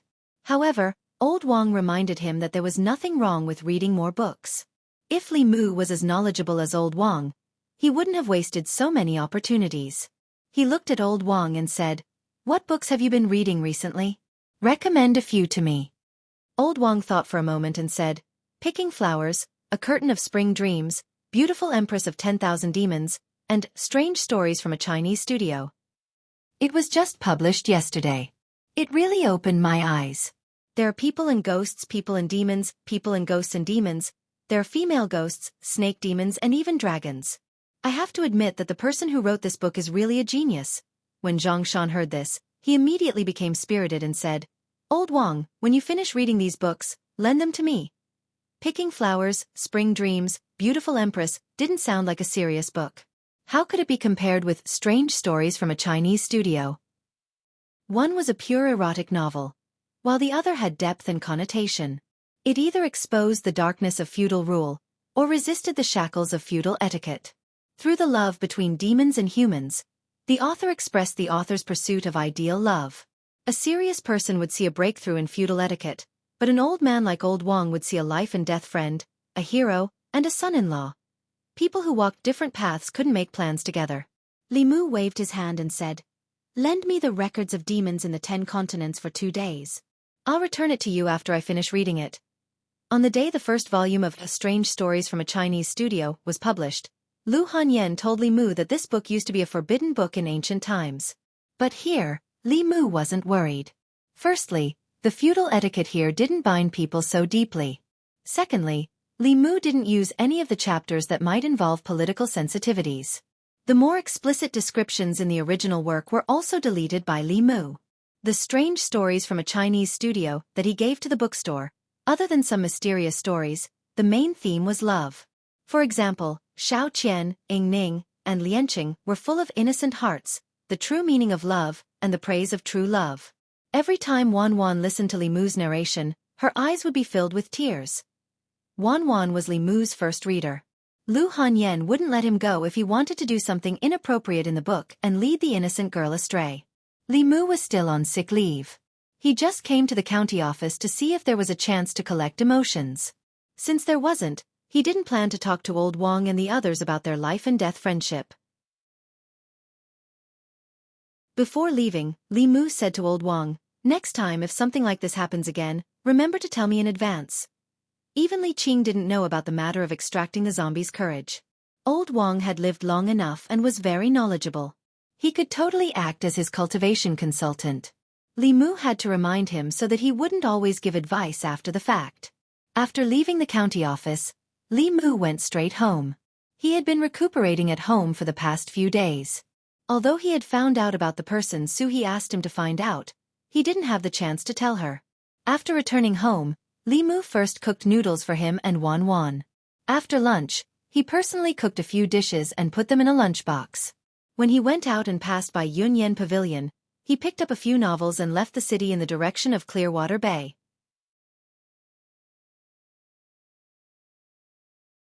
Chapter 56. At the Bay of Clearwater, in a small house by the water covered by illusion. Suhi glanced at Li Mu and said slowly, "You said you would come to see me when you have time. You haven't come for so long. I thought you had forgotten me." Li Mu said with some embarrassment, "A few days ago, there was a murder case in the county government. I was slightly injured when I was investigating the case. I just barely recovered now." Suhi's eyes were no longer bitter.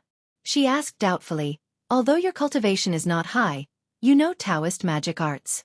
The Buddha's light is also specialized in restraining demons and ghosts. What could hurt you? It was a jumping zombie. Li Mu explained, I haven't fully mastered the thunder method. It's not easy to use it in front of outsiders. He didn't continue the topic. He put the food box on the table and said, Before I came, I made a few dishes. Have a taste. Suhi suddenly became interested.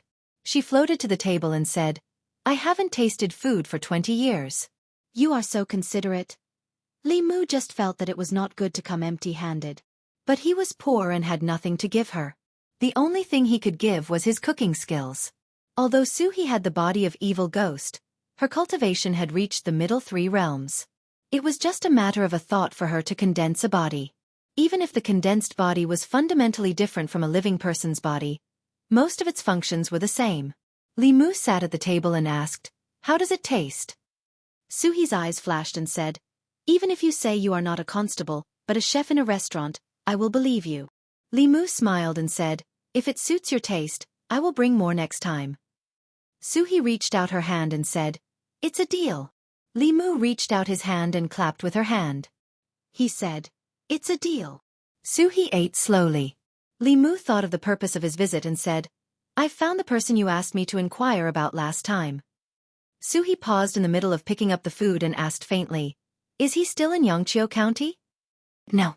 Li Mu shook his head and said, He was only the county magistrate of Xianxia County for half a year before he was transferred to another county. I heard that he was promoted and even married the county magistrate's daughter. Suhi pursed her lips. Hey men. Li Mu asked, Does Miss Su have a grudge against Chui Ming? Suhi's eyes turned fierce.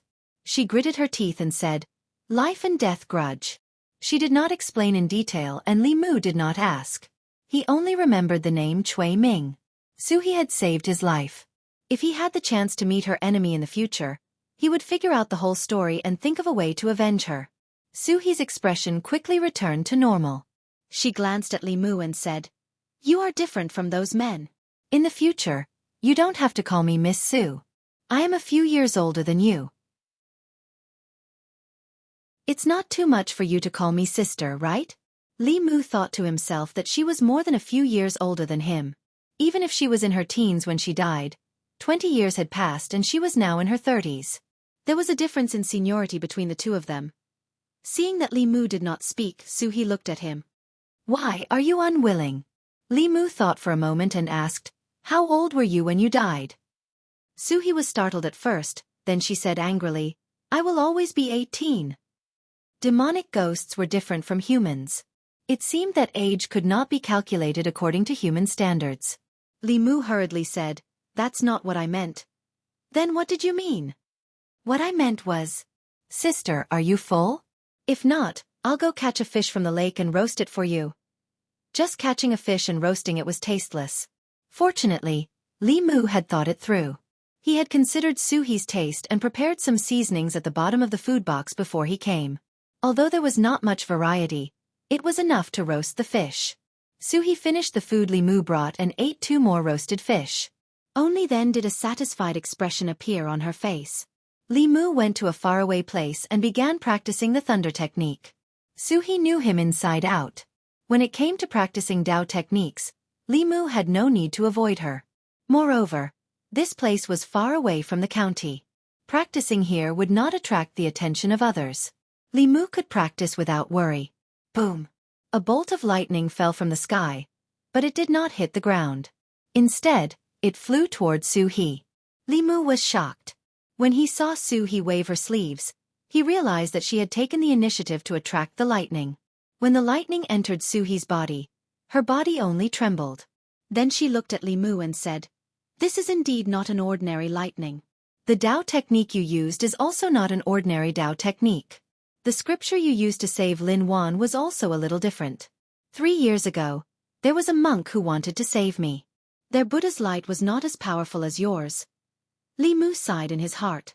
His strongest attack could not hurt Suhi at all. The difference in strength between the middle realm and the lower realm was too great. This thunder technique is not ordinary. Wait until you reach the soul condensation realm before you use it. Even I would not dare to take it head-on. Suhi flew over and said, "Wait until you are proficient in this thunder technique. Below the middle realm, there will be few who can match you. Try to continue attacking me." With Suhi as his sparring partner, occasionally giving Li Mu some pointers, he became more and more proficient in the use of the confrontation formula. In the beginning, he missed every time, but in the end, he could already predict and interrupt her attack route. Although he still could not accurately hit her, as long as Li Mu practiced diligently, it was only a matter of time. A moment later, Li Mu's Fa Li was exhausted and he sat on the grass to rest. Suhi lazily lay down beside him and began to flip through the novels that Li Mu brought her. The first few books, after flipping through a few pages, she threw them aside. Those scholars, after 20 years, their routines had not changed at all. Mediocre youngsters who had a fortuitous encounter, slaying demons and eliminating evil for the people. Finally, they became famous all over the world, surrounded by beauties, and walked to the peak of life. She was already tired of reading these stories 20 years ago. Only this book called Strange Stories from a Strange Story. Every story was short, but it was thought-provoking. In the story, whether it was humans, demons or ghosts, they were all made of flesh and blood. Unknowingly, she was fascinated by it. In those novels on the market, demons and ghosts were almost all evil. They sucked people's blood essence, stole people's souls, and brought disaster to the world. The protagonists in the stories often took it as their duty to slay demons and devils. But in this Strange Stories from a Strange Story, demons and ghosts were no longer evil. They also had human emotions. They were affectionate and righteous, true to their nature. The author of a book would often express their thoughts and views in the book. From this, it could be seen that this person called Pu Songling had a fair heart towards demons and ghosts. Suhi looked at Li Mu and asked, "Is there more at the back?" Li Mu turned his head and said, "Only one volume has been published so far. I don't know when the second volume will be published. Next time, I'll give you the manuscript at the back." Suhi was slightly stunned. She looked at him and asked, "You wrote this?" Li Mu said sorry to Pu Songling in his heart. There was no Mr. Strange Stories from a Strange Story in this world. In the eyes of Lu Hanyan and Wan Wan, Li Mu was Pu Songling. There was no need for him to deny it in front of Suhi. Otherwise, when she found out in the future, she might blame him for hiding it. He said casually, "The salary of a bailiff is not high. In my free time, I write novels to earn some royalties to support my family." It was not that Suhi did not believe in Li Mu. She was just surprised that he, as a bailiff, could write such a delicate and touching story. After accepting this fact, she closed the Strange Stories from a Strange Story in her hand and said, "These stories are beautiful, but in reality, there are not so many infatuated men." Li Mu knew that she was prejudiced against men. This kind of view could not be changed in a short time. He could only say, "In this world, there are not many infatuated men, but not all of them are heartless people." Suhi said, "Only someone with a pure heart like you can write such a story." Li Mu said, "Demons and ghosts are not all evil things that bring disaster to the world. I just wrote what I thought in my heart." "What is written in the book is what you think in your heart." "Of course." Suhi nodded and said, "I have one more question." Li Mu asked, "What question?" "Why do the humans in the book always have sex with female ghosts?" Suhi looked into his eyes and asked, "Is this also what you think in your heart?"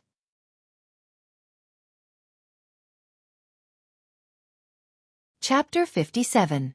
Li Mu gave Suhi Strange Stories from a Strange Story because he wanted to change her prejudice against men, not because he wanted her to worry about such a pointless question. He also didn't want her to misunderstand and think that he was hinting at something. Li Mu opened his mouth and said, This is not important." Suhi picked up the book again and said, "Speaking of which, there are not only female ghosts in the book, there are also all kinds of female demons and even dragons. You don't have any weird fetishes, do you?" "Of course not." Li Mu said with a straight face, "I'm not married yet, and my primordial yang is still there. How could I have such fetishes? What I want to express is that love has no boundaries. No matter if it's a human, demon or ghost, they all have the right to pursue love." Suhi said indifferently, "Even if you do, it's nothing. After all, I'm still your sister. Do you want me to catch a female ghost that can only materialize and give it to you next time? I still have things to do at the yamen. Goodbye."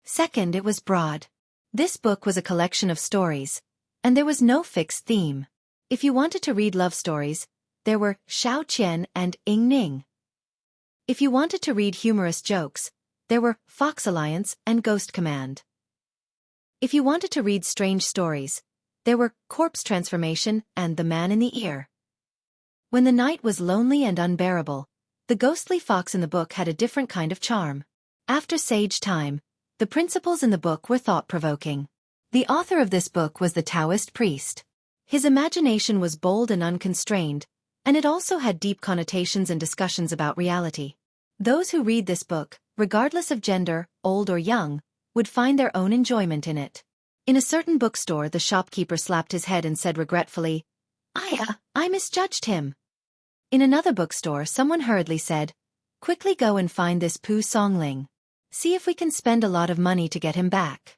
This person is a talent." In the Yunyan pavilion, shopkeeper Huang was beaming with joy. He looked at Lu Hanyan and said, "Miss, your eyes are as bright as torches. Old Huang admires you. With Strange Stories from a Strange Story, our bookstore will be able to gain a firm foothold in this place." Almost every bookstore had a few popular authors, and a few best-selling novels served as a front. The Yunyan pavilion had just opened, and there were not many readers. The unexpected popularity of Strange Stories from a Strange Story had allowed them to gain a large number of readers. As long as the subsequent volumes maintained the standard, they would be able to retain these readers and become regular customers of the store. Lu Hanyan coughed softly, but did not say anything. Actually, she had only felt pity for Li Mu. She did not even read what he wrote. She did not expect that her small act of kindness would bring about such a huge change in the bookstore. She picked up a book and said to shopkeeper Huang, "Look after the store. I have some matters to attend to, so I will go back first." In the small courtyard, Wan Wan had just returned after eating and drinking to her heart's content. Li Mu rested for a while, then began to practice the sword manual that Li Qing had given him. Although the Bai sword was an immortal weapon, it was the same as a normal sword. Only when it was combined with sword moves could it unleash its greatest power. When Li Qing battled with the tiger demon only relied on its brute strength and instincts to fight against wild beasts. Li Qing relied on her nimble movements and sword moves to easily suppress the tiger demon, even though she did not have the advantage in terms of strength. At that time, Li Mu was determined to consolidate these basic skills. These basic skills could not be learned quickly. There were more than 10 basic sword moves. If he wanted to practice more complex sword techniques, he had to first learn these basic sword moves. Sword piercing, cloud sword, chop sword, hang sword, sweep sword, point sword. Under the scorching sun, Li Mu patiently practiced these basic sword moves over and over again in the courtyard. Only when his entire body was drenched in sweat and he could no longer raise his arms did he put down his sword. He took off his outer and inner robes, leaving only his trousers on. He poured a bucket of cold water over his head, and the cold feeling spread from the top of his head to the rest of his body. He felt indescribably comfortable. After being reborn, Li Mu was quite satisfied with his body. In his previous life, he had been bedridden for a long time. His body had long been tortured by illness. Now, although his body was not very strong, it was very healthy. It was just that he did not have the 7 spirits. When he got up in the morning, it was a bit of a fly in the ointment. Because constables often patrolled and practiced, when he took off his clothes, the muscles on his arms were not exaggerated. He also had the 6-pack abs that Li Mu was very envious of in his previous life. His almost perfect figure made even Lu Hanyan, who was at the door, stunned for a moment when she saw it. The next moment she quickly covered her eyes and exclaimed, "Why are you not wearing clothes?" "I just finished practicing and went to take a shower," Li Mu explained. Suddenly, he froze on the spot. Although Lu Hanyan covered her eyes, her vision still leaked through the gaps between her fingers. Not only that, at this moment, in Li Mu's eyes, her body was shining with a faint light. Yellow light. Of the 7 emotions and 7 colors, yellow was desire.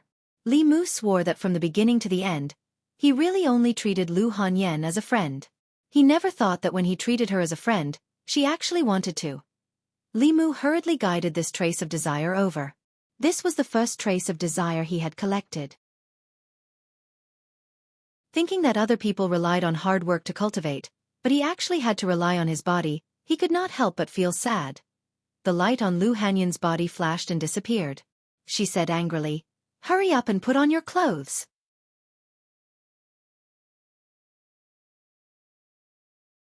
Chapter 58. Li Mu went back to his room and changed his clothes. When he came out again, he observed Lu Hanyan for a while, but he didn't see the light just now. After thinking about it carefully, he understood the reason behind this. If he and Lu Hanyan were to switch roles, if it was Li Mu who saw her naked body, he would probably have a moment of impulse. Just like when he was walking on the road and met a beautiful girl, he would instinctively take a few more glances. This trace of lust was based on instinct, not that Lu Hanyan really had any improper thoughts about him. Li Mu felt that it was a pity. If she really had any improper thoughts about him, it would be good. Lust was related to the condensation of the last soul. It was better to let her take a few more glances than to sell her body. Lu Hanyan looked at Li Mu with a slightly red face.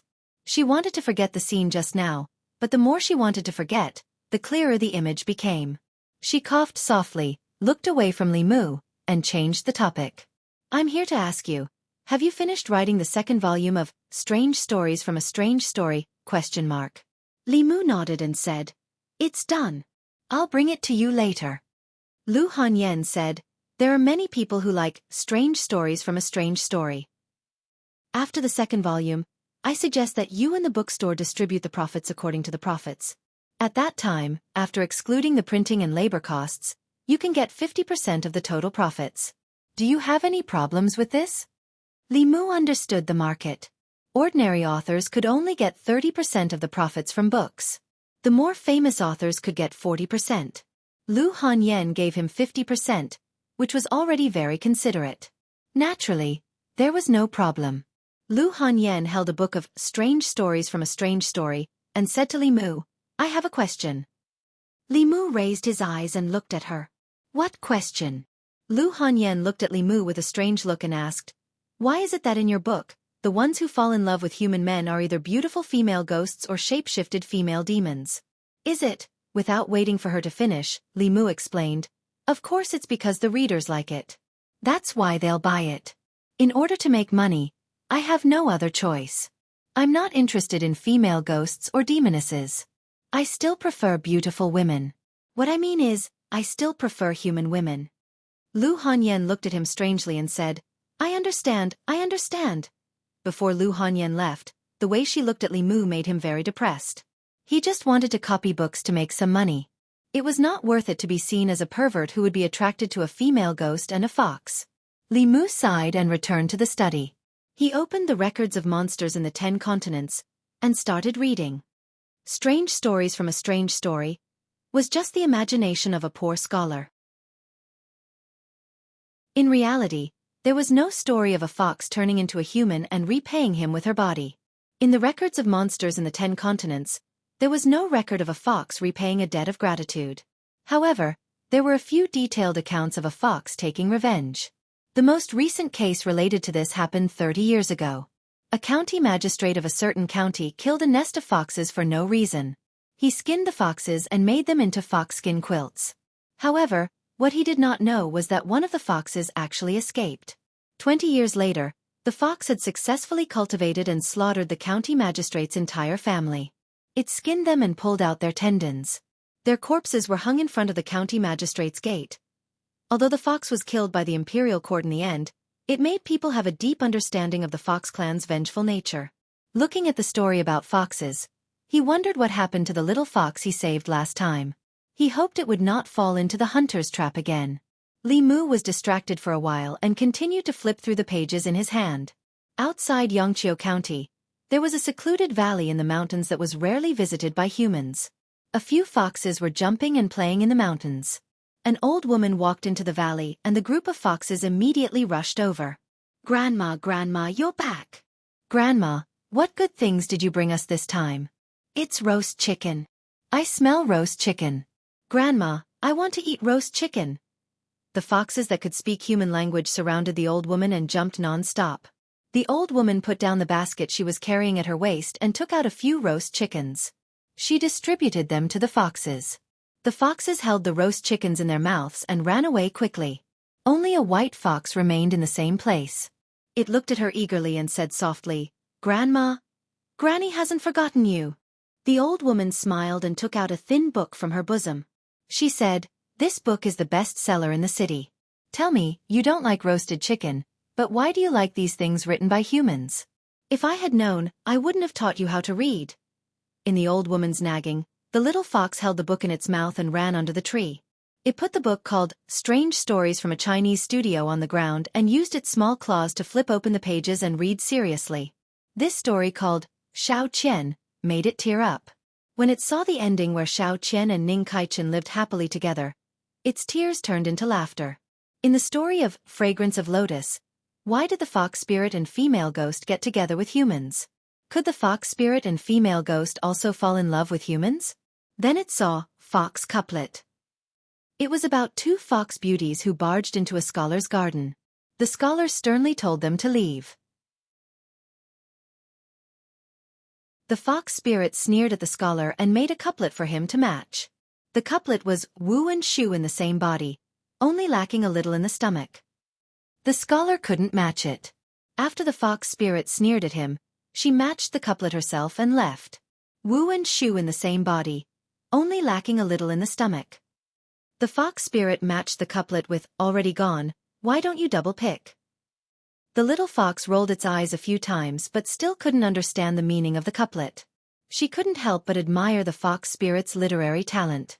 They were both foxes, but the fox spirit could match the couplet. She couldn't even recognize all the words. She held the book in her mouth and ran to the old woman. She asked curiously, "Grandma, Grandma, what does double pick mean?" The old woman looked at the fox couplet and spat. She said, "Don't look at these messy things. Go and practice." Since her grandma didn't tell her, the little fox could only walk back with the book in her mouth. She whispered, read one more, and I'll go and practice." She opened the book again and muttered, "Xiao Chui, it's about a fox repaying a debt of gratitude. How does a fox repay a debt of gratitude?" Yunyan Pavilion, Tea House. Noon was the fixed time for the young storyteller to tell a story. Every day at noon, the tea house would be full. Many customers would come an hour in advance to reserve a seat. Those who came late and did not manage to get a seat would order a pot of tea and stand in the corner to drink. To them, drinking tea wasn't important. What was important was listening to the story. God knows where the young man got so many strange stories. Sometimes it was heart-wrenching, sometimes it was thought-provoking, sometimes it was hilarious. Every time, people couldn't stop. Today, he was telling the story of a fox repaying a debt of gratitude. In Yuntai County, there was a hunter. One day, when he went hunting in the mountains, he caught a fox. Seeing that it was pitiful, he couldn't bear to kill it, so he let it go. But what the hunter didn't expect was that after he let the fox go, something strange happened. Every day, when the hunter came back from hunting, there would be a bowl of piping hot porridge in the pot. After drinking the porridge, the hunter went hunting in the mountains. Half a year later, a Taoist priest told the hunter that he had a strong demonic aura. The hunter remembered the porridge and brought it to the Taoist priest. The Taoist priest told the hunter that the porridge couldn't be eaten because it was made by a fox spirit. The next day, the hunter pretended to go hunting and secretly hid in the pile of firewood outside the door. When he heard strange noises coming from inside the house, he suddenly pushed the door open and found. "If you want to know what happened, meet me tomorrow at the same time. Be there or be square." "Bastard, you're doing it again. I beg you, please do something humane." Amidst the curses of the crowd, Li Mu jumped off the stage, slipped out of the back door, and walked to the front door. He followed the guests of the tea house and cursed, "Cliffhanger." After he had stirred up enough anger, he came to the county government. After a while, Xianxia walked into the duty room from outside and asked curiously, "Li Mu, have you heard the story of the hunter and the fox? What do you think the hunter saw when he opened the door?" Li Mu said, "Of course it was the fox cooking porridge." Xianxia was stunned. "That's it?" Li Mu glanced at him and said, "What else? If it wasn't porridge, then was it the fox that was blaspheming itself in the pot?" Xianxia stood there thinking. Li Mu saw a familiar figure flash by outside the door and immediately walked out of the duty room. He walked to Li Qing and said, "Boss, I've accumulated enough anger. I think I can start to condense the second spirit.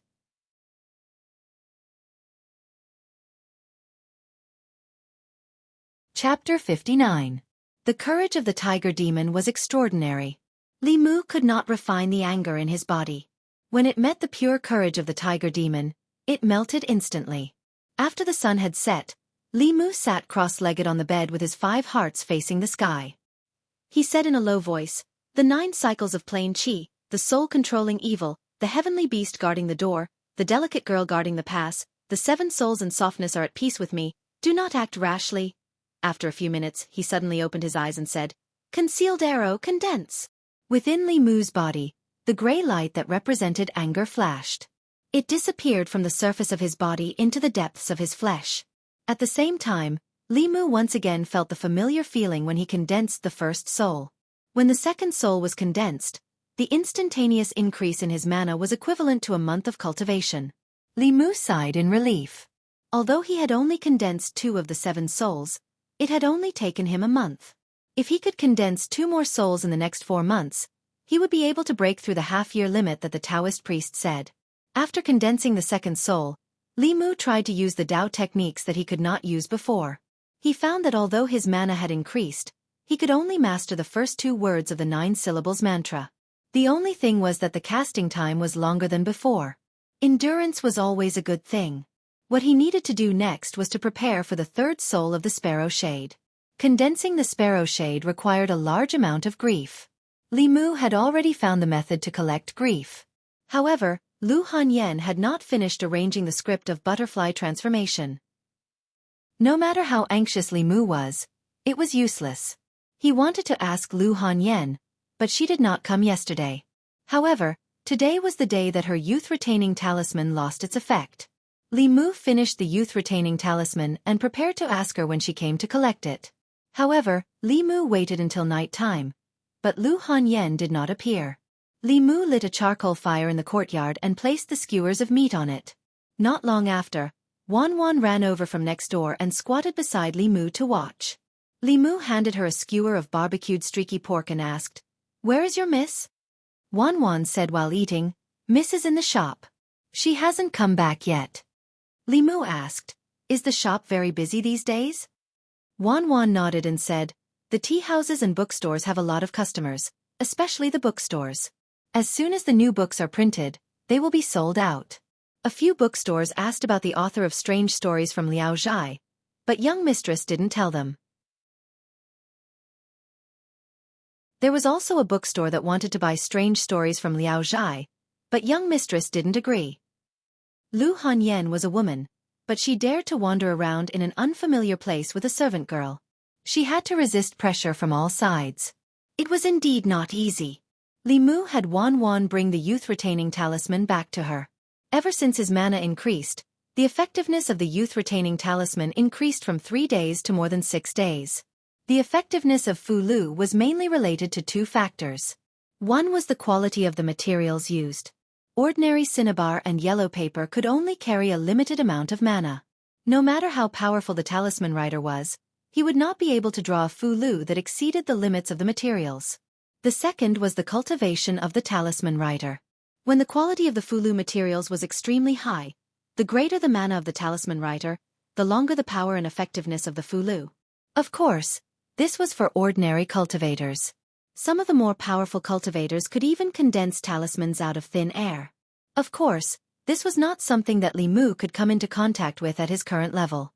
After condensing the second essence, he returned to the Yamen to cancel his injury leave and patrolled Weiyang Street daily. The Yunyan Pavilion was located on Weiyang Street. Li Mu was wearing his official uniform. When he strolled into the tea house, he heard a commotion coming from inside. "Where's that scumbag who always ends chapters? Why hasn't he come out today? Hurry up and call him out. We've been waiting here for more than an hour. We still haven't finished the story of the fox's repayment yesterday. What did the hunter see when he opened the door?" The waiter of the tea house looked at the crowd and said helplessly, "That storyteller has already left the tea house. We don't know where he went either." "What? Left? Why would he leave? Did you guys embezzle his wages? Hurry up and call him out. If he doesn't come out today, I'm not leaving." Li Mu stood at the door and listened for a while. Then he shook his head and left. Now that the second essence had been condensed, he no longer needed to collect their anger by breaking chapters. His identity as a storyteller had naturally come to an end. He had returned to his original job as a constable. Walking out of the tea house and passing by the bookstore, Li Mu heard a familiar voice coming from inside. His footsteps paused. In the bookstore, Lu Hanyan's pretty face was frosty. She said to a middle-aged man, "Shopkeeper Ren, what you said is impossible. Please go back." The middle-aged man smiled and said, "Shopkeeper Lu, why do you have to do this? We can all do business together. You're just a weak woman. Don't you feel tired running such a big store?"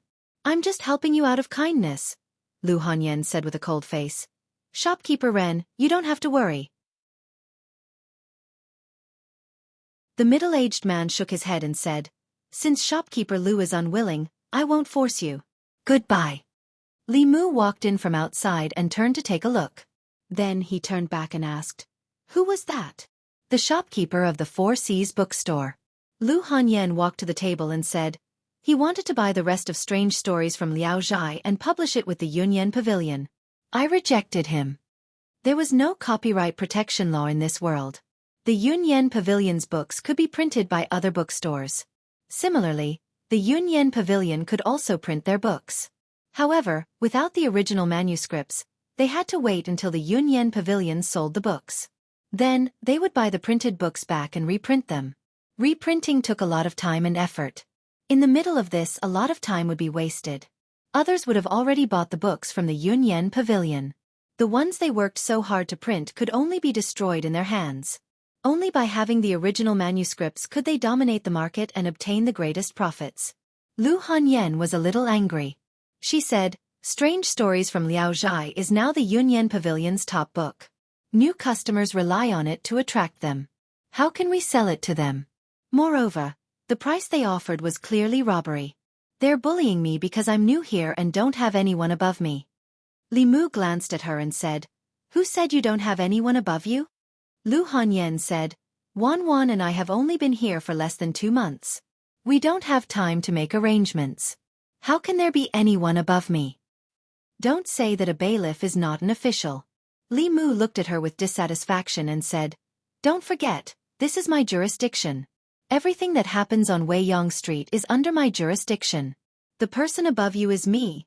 Lu Hanyan glanced at him and asked, "Is a bailiff an official?" "No." Li Mu turned and walked outside. He said, "Since a bailiff is not an official, if you get bullied in the future, don't come looking for me." Lu Hanyan hurriedly pulled him and said, It's fine. "Lordly, I'm new here. I'll rely on you to take care of me in the future. Lord, please sit. I'll make tea for you." Strictly speaking, a bailiff was not an official, but an official. However, an official in Great Zhou received a salary from the state and was not just an errand boy. Any case that happened on Weiyang Street, whether it was theft, robbery, bullying, molesting or swindling, Li Mu had the right to manage it. After the event, he only needed to submit an official document to the Jianghu County magistrates. If there was a serious case in his jurisdiction, Li Mu also had to take responsibility. Li Mu finished his tea and went out to continue patrolling. Lu Hanyan personally saw him out. Watching the figure in official uniform disappear into the crowd, Lu Hanyan looked away. Her eyes were still a little absent-minded. When she was 7 years old, she was sold to the music house by her parents. She could only eat 1 meal a day. The rest of her time was spent practicing the zither. When her fingers were cut by the zither strings, she had to bandage them herself. When she was bullied by the older musicians, she could only endure it. She practiced with all her might and learned all the instruments in the music house. She played for more than 12 hours a day and refused the help of countless men who had ulterior motives. After she saved enough money to redeem herself, she played even harder and earned enough money to open a shop. All of this was her own hard work. When she was hungry, she would cook for herself. When her clothes were torn, she would mend them herself. Alone, she brought a servant girl and traveled thousands of miles from Zhongjuan to here. She bought 4 shops and recruited people from everywhere to open the Yunyan Pavilion. For more than 10 years, she had never relied on anyone. She also never knew what it felt like to have someone to rely on. Now she seemed to know.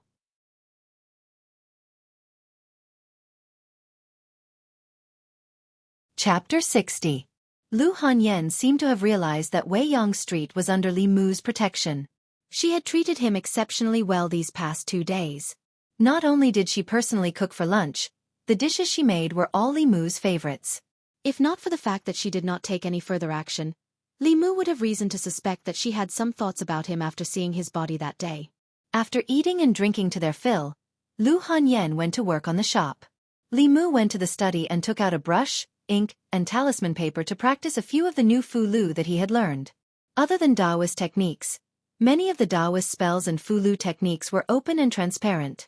Li Mu was not a disciple of the Fu Lu school and could not learn the unique Fu Lu techniques of the Fu Lu school. However, he could obtain some of the basic Fu Lu techniques through other means. After condensing the second essence, Li Mu asked Old Wang to search his library. He actually found a complete collection of the basic Fu Lu techniques of Taoism. Other than the soul-locking talisman and the youth-retaining talisman, Li Mu also found a few other Fu Lu techniques that he could draw at his current level. The ghost-seeking talisman had a similar effect as the immortal shows the way. However, it was not as comprehensive as the immortal shows the way. It could only search for ghosts by sensing yin qi. Of course, with the incomplete effect, the restriction on mana was much less. With Li Mu's current insignificant cultivation, he could easily draw it. The opposite of the ghost-seeking talisman was the demon-seeking talisman. It worked on a similar principle. Those with profound cultivation could use these 2 types of Fu Lu to search for demons and ghosts within a radius of dozens of miles. Li Mu's mana was limited. The Fu Lu's sensing range was only a few dozen feet. In addition, he had also learned an evil warding talisman and a ghost-slaying talisman. As for divine abilities, with his current cultivation, he could not learn a single one. He had only learned 2 or 3 small auxiliary spells. In fact, what Li Mu wanted to learn the most was the soul-searching talisman, which was the Fu Lu that he used to search his past memories. However, this Fu Lu was not of the lowest level and required a cultivator of the soul condensation realm to write it. Fortunately, he had gotten a few from Li Qing last time, which was enough for him to use for a while. Li Mu picked up a piece of Fu Lu paper, stuck it to his forehead, and began to copy the rest of the content. He had to make some slight changes to the names of the places and the names of the officials to make it fit the geography of the 10 continents and 3 islands. On the way back to the county office, Li Mu passed by the Yunyan Pavilion. He took a look and realized that there were more customers than the previous 2 days. Xianxia County was not big and there were even fewer people who were literate.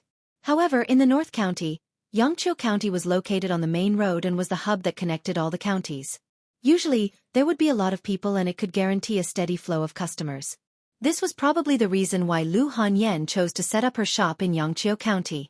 Indeed, strange stories did not disappoint Li Mu. On one hand, he could earn a steady income from it. On the other hand, as a new shop, the Yunyan Pavilion could attract customers and stand firm against the competition of other bookstores. This was Li Mu's way of repaying Lu Hanyan. In a tea house not far from the Yunyan Pavilion. Seeing the steady flow of customers, a young man said, "Shopkeeper, that Lu woman is quite capable. She's only been in Xianxia County for a little more than a month, but her business has grown to this extent. She's even snatched away many of our customers." The middle-aged man sitting next to him smiled and said, "She's still too young and doesn't know how to do business. She's a woman who's new here and doesn't have any background. Doing this will anger a lot of people." The young man asked, "Should we teach her a lesson?" "No need." The middle-aged man waved his hand and said, "Yesterday, I saw that Ran from the Four Seas bookstore went to the Yunyan Pavilion. He seemed to want to discuss some terms with shopkeeper Lu. In the end, it didn't seem like they came to an agreement. Ren isn't a good person." The young man hesitated and said, "But if we don't do anything now, the Four Seas bookstore will take all the benefits. What's the hurry?" The middle-aged man said, "Let's wait and see. If a woman dares to make a living outside, who knows if she has any background? Let the Four Seas bookstore test the waters first." The young man thought for a while and saluted the middle-aged man with admiration. "Shopkeeper, you're really thoughtful." While eating with Wan, Li Mu suddenly remembered that he hadn't seen Lu Hanyan for 2 or 3 days. The Yunyan Pavilion had 4 shops in Xianxia County. Among them, the bookstore's business was the best. After Li Mu left, the tea house's business declined. Lu Hanyan discussed with Li Mu and asked him to go to the tea house as a storyteller once every 7 days. Li Mu agreed without hesitation. He had a lot of stories and didn't have to worry about finishing them. Once every 7 days wasn't a lot.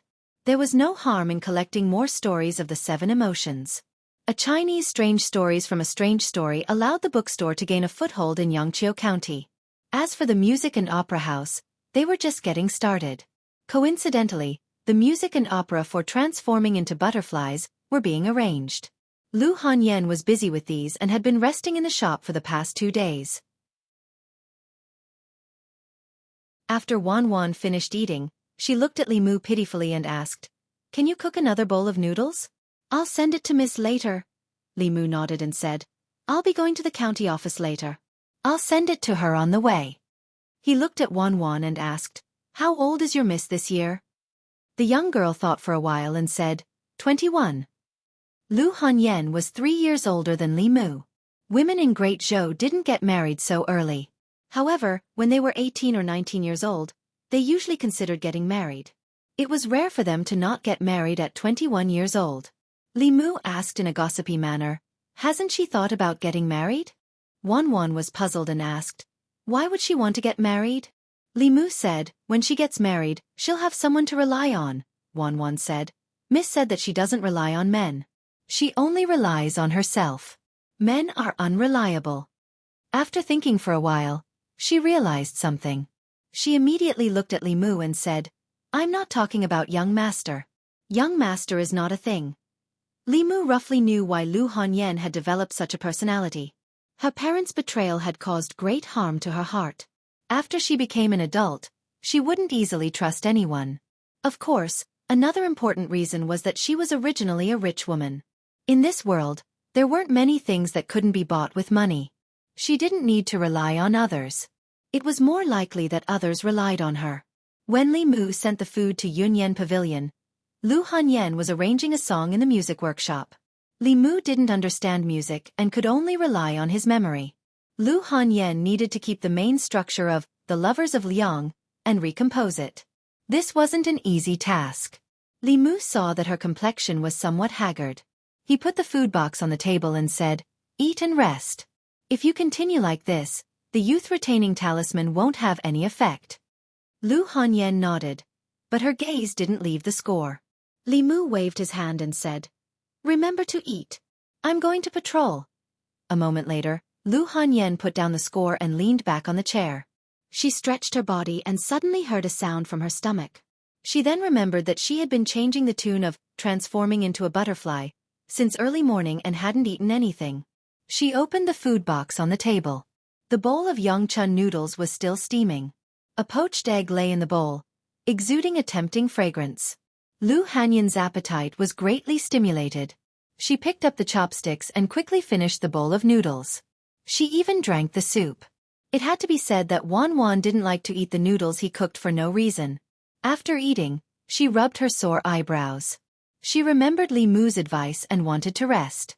However, she remembered that as long as she slept for the next 2 days, she would have terrible nightmares. After hesitating for a moment, she picked up the score again. The night was quiet. Li Mu sat cross-legged on the bed, guiding her cultivation as usual. At a certain moment, his closed eyes suddenly opened.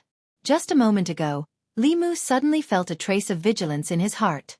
This vigilance was very subtle. If he hadn't been concentrating on his cultivation, he might not have noticed it. After a cultivator refined the first soul, the corpse dog, he could develop spiritual awareness outside of the 5 senses.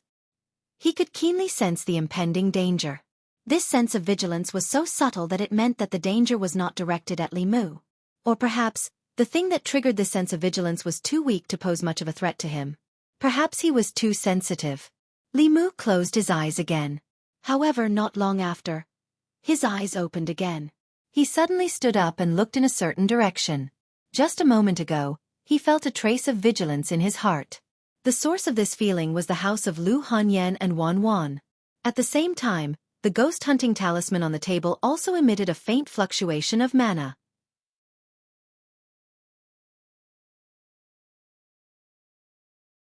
Chapter 61.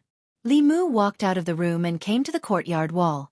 With a light leap, his whole body flew up and landed in the courtyard next door.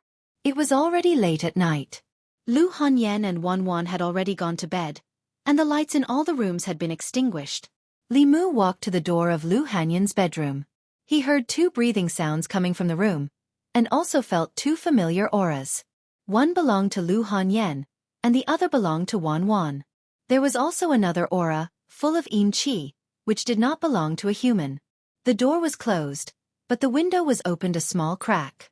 Lu Hanyan must have opened it to ventilate the night. Li Mu opened the window and jumped in. He used his heavenly eye and looked in the direction of the bed.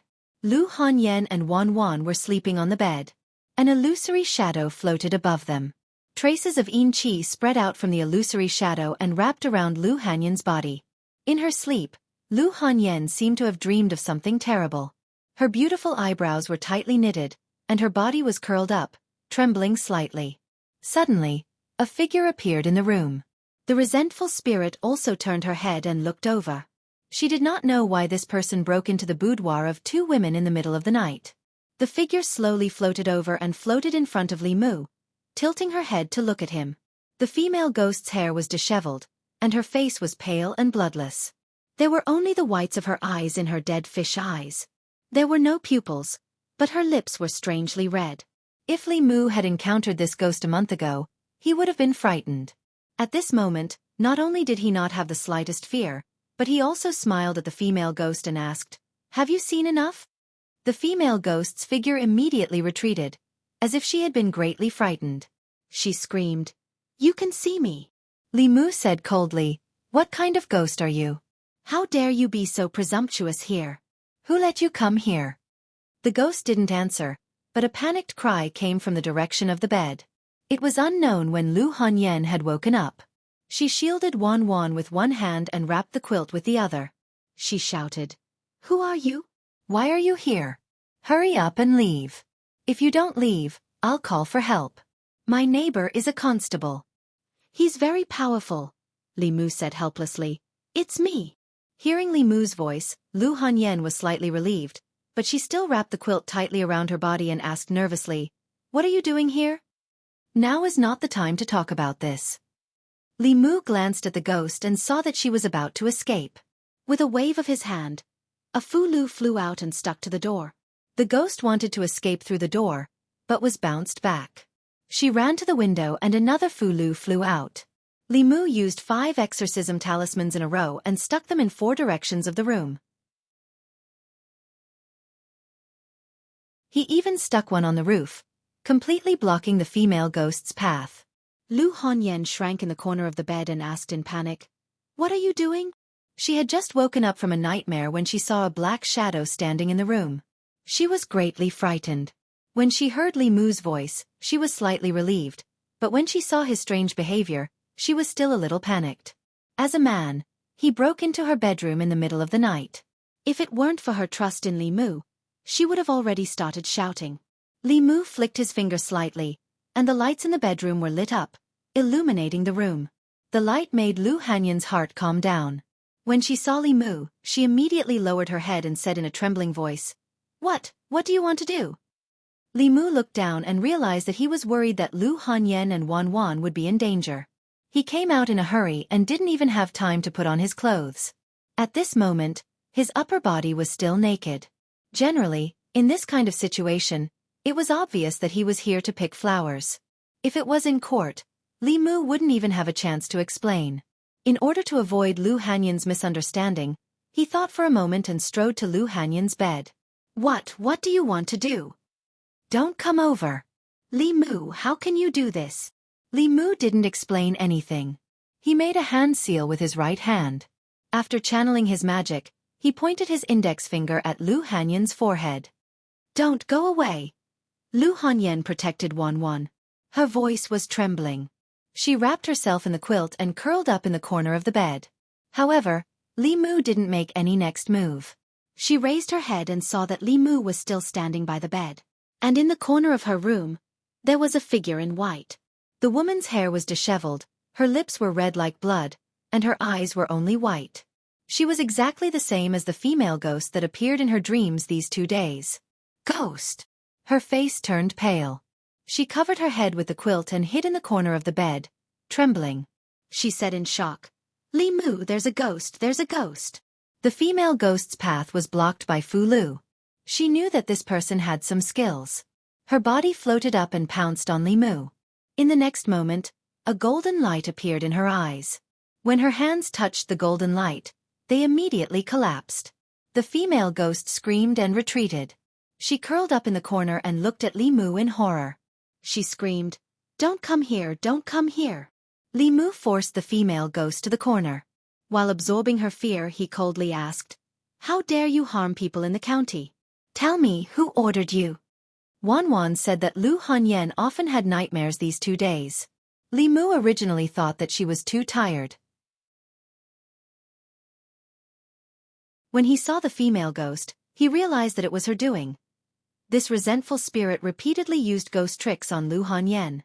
It caused her body to be invaded by Yin Qi. If it was light, she would be weak for a while. If it was serious, she would fall seriously ill and her life would be in danger. The female ghost curled up in the corner. She lowered her head and did not dare to look at Li Mu. She said in a trembling voice, "I was ordered by someone. That person captured one of my souls. If I don't do as he said, he will disperse my soul." Li Mu asked, "Who?" The female ghost shook her head and said, "I don't know.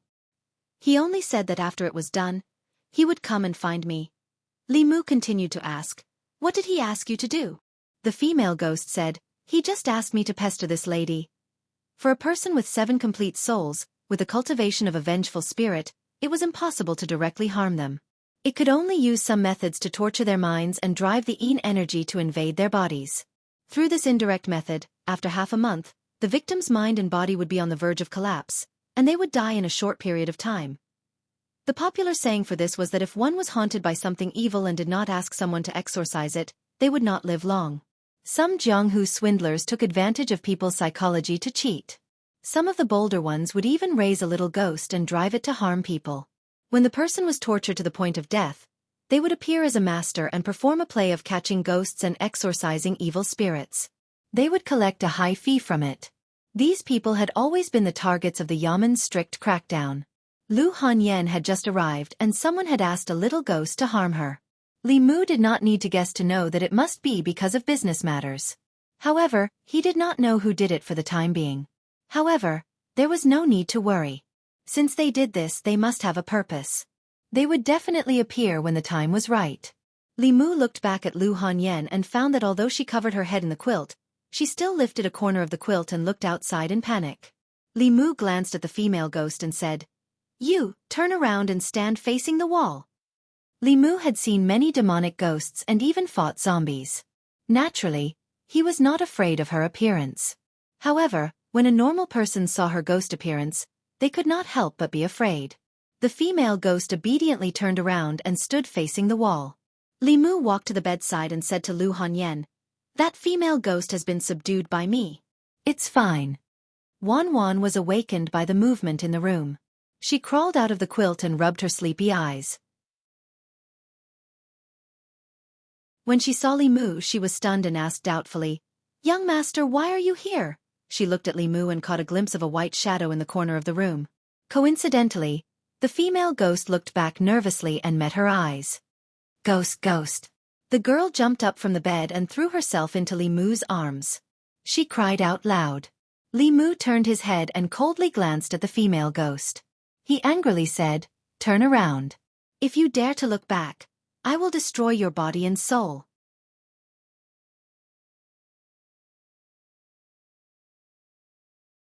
Chapter 62. It was not a good idea to be naked all the time. At least, Wan and Lu Hanyan were still wearing undergarments. Li Mu did not have the habit of wearing clothes when he slept at night. He comforted Wan, put away the talisman, and drove the female ghost to his yard. Then, he put her in the soul-recovering bag he picked up from the lizard spirit last time. After getting dressed, he went to the next door again. The 2 girls were already dressed. Lu Hanyan's face was still a little pale, and Wan's little face was still wet with tears. She shrank in the corner of the bed and shivered.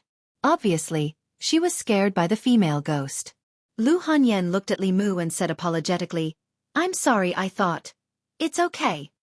Li Mu waved his hand and said, "I just sensed the Yin Qi here and was worried that you were in danger. I came out in a hurry and may have scared you." Lu Hanyan looked around timidly and asked, "Then where is the female ghost?" Li Mu said, "I took her. Tomorrow, I'll bring her to the county office for questioning." He looked at Lu Hanyan and said, "The female ghost said that she was ordered by someone. Do you have any suspects?" Lu Hanyan shook her head and said, "The Yunyan Pavilion's business is getting better and better. It affects the interests of too many people. I don't know who it is." Li Mu thought for a moment and said, "Tomorrow, I'll report this to the county magistrate. Don't worry, no matter who is behind this, we'll catch them and deal with them impartially." The female ghost had been subdued. It was already late at night. Li Mu didn't want to stay here any longer. He said, "It's very late. You should rest first. I'll deal with this matter tomorrow." Li Mu turned and prepared to leave. Lu Hanyan grabbed his hand and said in panic, "Don't go." At this moment, she only had the weakness of a woman. She no longer had the aura of a female shopkeeper. Wan Wan quickly ran over and hugged Li Mu's arm. She sobbed, "Young master, I'm scared." In the middle of the night, a man and a woman were alone in a room. Li Mu thought for a moment and said, "How about this? I'll stick a few exorcism talismans outside. In this way, even if there are ghosts, they can't come in." Lu Hanyan asked in a trembling voice, "Will there be more ghosts coming?" Li Mu wasn't sure either.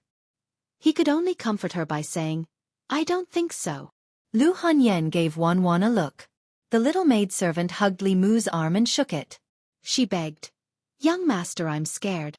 Please don't go." If it was just Lu Hanyan, Li Mu could barely hold himself back. However, Wan Wan was with him day and night. They even ate at the same table. When Li Mu was injured, she poured tea and massaged his back and shoulders. Looking at her pale face, Li Mu couldn't refuse. Li Mu hesitated for a moment, then nodded and said, "Then you can sleep. I'll keep watch outside." Anyway, he planned to cultivate at night. The courtyard was open, so the effect of cultivation would be better. "How can that be?" "Wan Wan, go and bring a quilt over." Lu Hanyan shook her head and looked at Li Mu. She said, "I'll have to trouble you to sleep on the ground tonight." "No need." Li Mu shook his head and said, "I'll be fine outside." Seeing Li Mu walk out, Lu Hanyan sat at the head of the bed, her eyes wandering. It was unknown what she was thinking. Wan Wan hugged the quilt and quickly fell asleep again. A sweet smile appeared on her little face. Lu Hanyan stroked her head and looked outside. Although she couldn't see Li Mu's figure, she still felt indescribably calm. It seemed that as long as he was outside, even if some terrifying evil spirit came, it wouldn't be so terrible. After rejecting Lu Hanyan's proposal, Li Mu walked outside, closed the door, and sat at the stone table in the courtyard. The moon tonight was very round and the moonlight was bright and clear. Li Mu didn't immediately cultivate. Instead, he stared at the moon in a daze. It had been nearly 2 months since he came here. Because the non-poisonous soul hadn't been condensed, it was very difficult for him to fall asleep at night. He could only pass the time by guiding and cultivating. The night was long. He would often think of things from his previous life. Although his current body was no longer tormented by illness, there were still many things in that world that were worthy of his attachment. Lu Hanyan slowly walked over and draped a shawl over Li Mu's shoulders. She asked, "What are you thinking about?" Li Mu withdrew his gaze from the moon and said, "Thinking about the past, family, friends." Lu Hanyan sat beside him with her arms around her knees. Looking at the moon above her head, she said, "I've forgotten what my family looks like." Li Mu still clearly remembered the appearance of his parents. With the soul-searching talisman, his memories were even clearer. He looked at Lu Hanyan and said, "I have a Fu-Lu that can let you recover your past memories."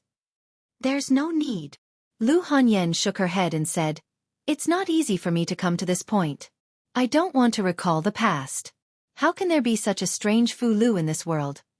Li Mu didn't continue this topic. He asked, "Why don't you go to sleep?" Lu Hanyan said, "I can't sleep."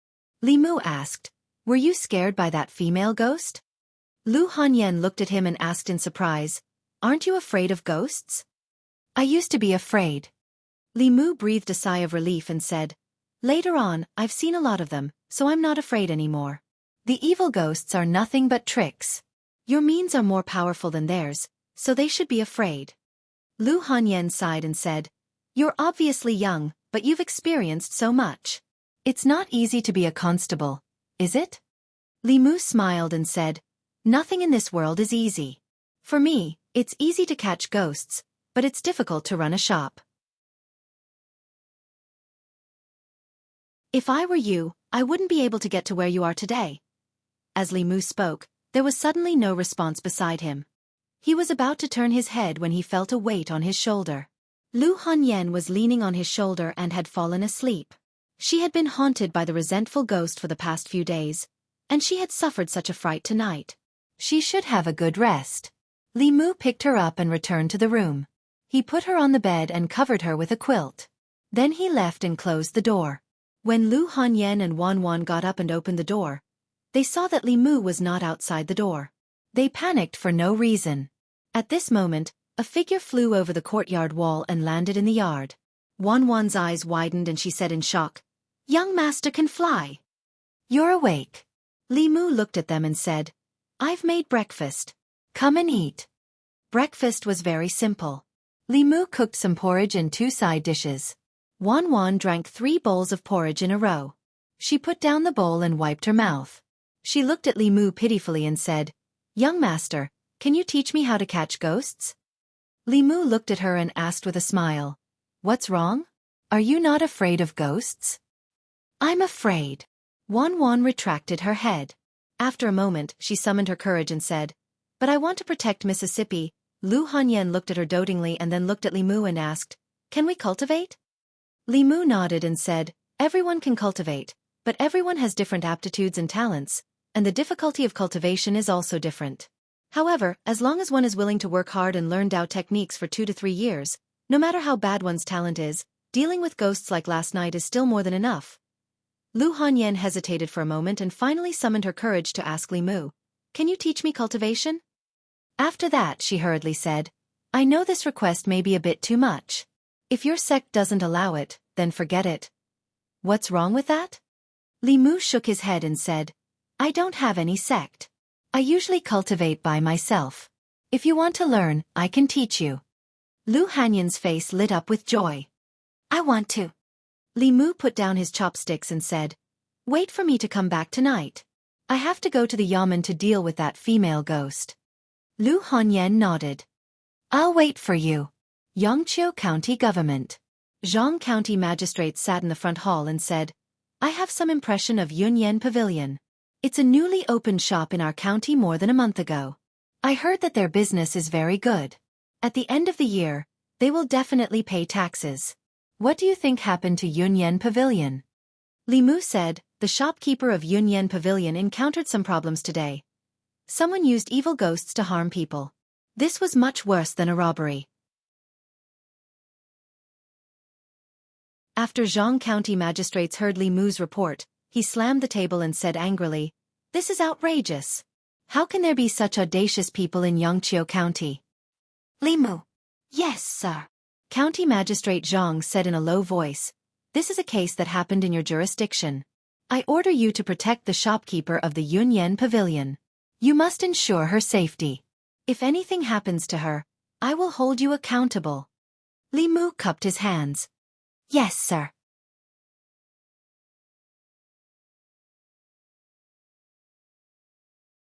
Chapter 63. In Great Zhou, public security and tax collection were important criteria for local officials. Lu Hanyan was the shopkeeper of Yunyan Pavilion. Yunyan Pavilion had 4 shops and was a major taxpayer in Yangqiu County.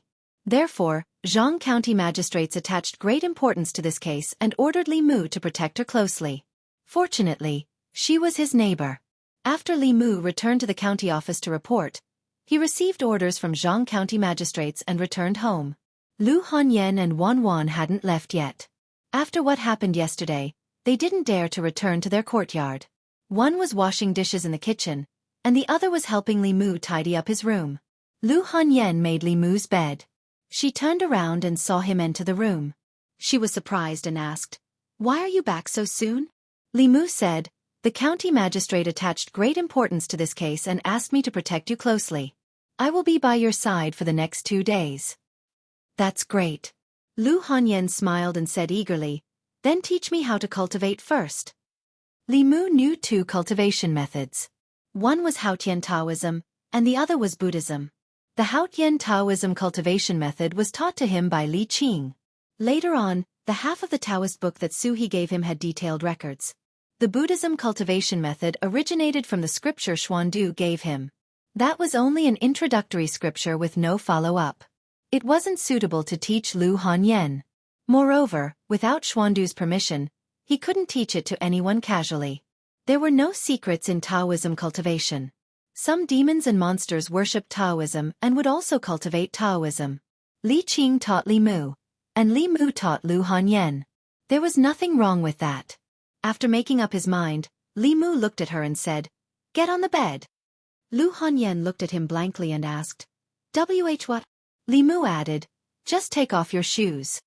Lu Hanyan was a little hesitant. Although it was just taking off her shoes, it wasn't convenient for a woman's feet to be seen by men other than her husband. She looked up at Li Mu and asked, "Can I not take them off?" Li Mu shook his head and said, "Cultivation requires the 5 hearts to face the sky. The 5 hearts are the hearts of the feet, palms, and the top of the head. You need to maintain a specific posture. Since it's your first time cultivating, the posture must be correct." Lu Hanyan thought of the nightmares of the past few days and the horror of the female ghost. Her cultivation heart immediately became firm. She silently took off her shoes and sat on the bed. Lu Hanyan's feet were white, slender, and well-proportioned. Her toes were small and round. Li Mu subconsciously took a few more glances. It was the first time Lu Hanyan was barefoot in front of a man. Feeling Li Mu's gaze, her face turned red and she hurriedly covered it with her skirt. Li Mu coughed lightly and looked away.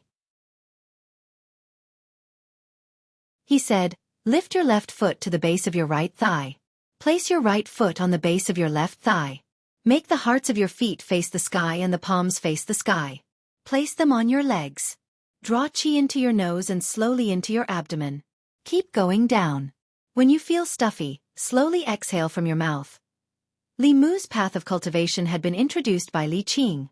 He had long been familiar with the process of guiding others to enter the sect. While Lu Hanyan was trying to breathe, Li Mu stretched out his index finger and gently touched her forehead.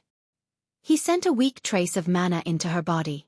He looked at Lu Hanyan and asked, "Do you feel a warm current?" Lu Hanyan nodded and said in surprise, "It seems like something has entered my body." Li Mu controlled the flow of mana in her body as he said, "Focus your attention and guard your mind. Remember the circulation path of this trace of mana in your body.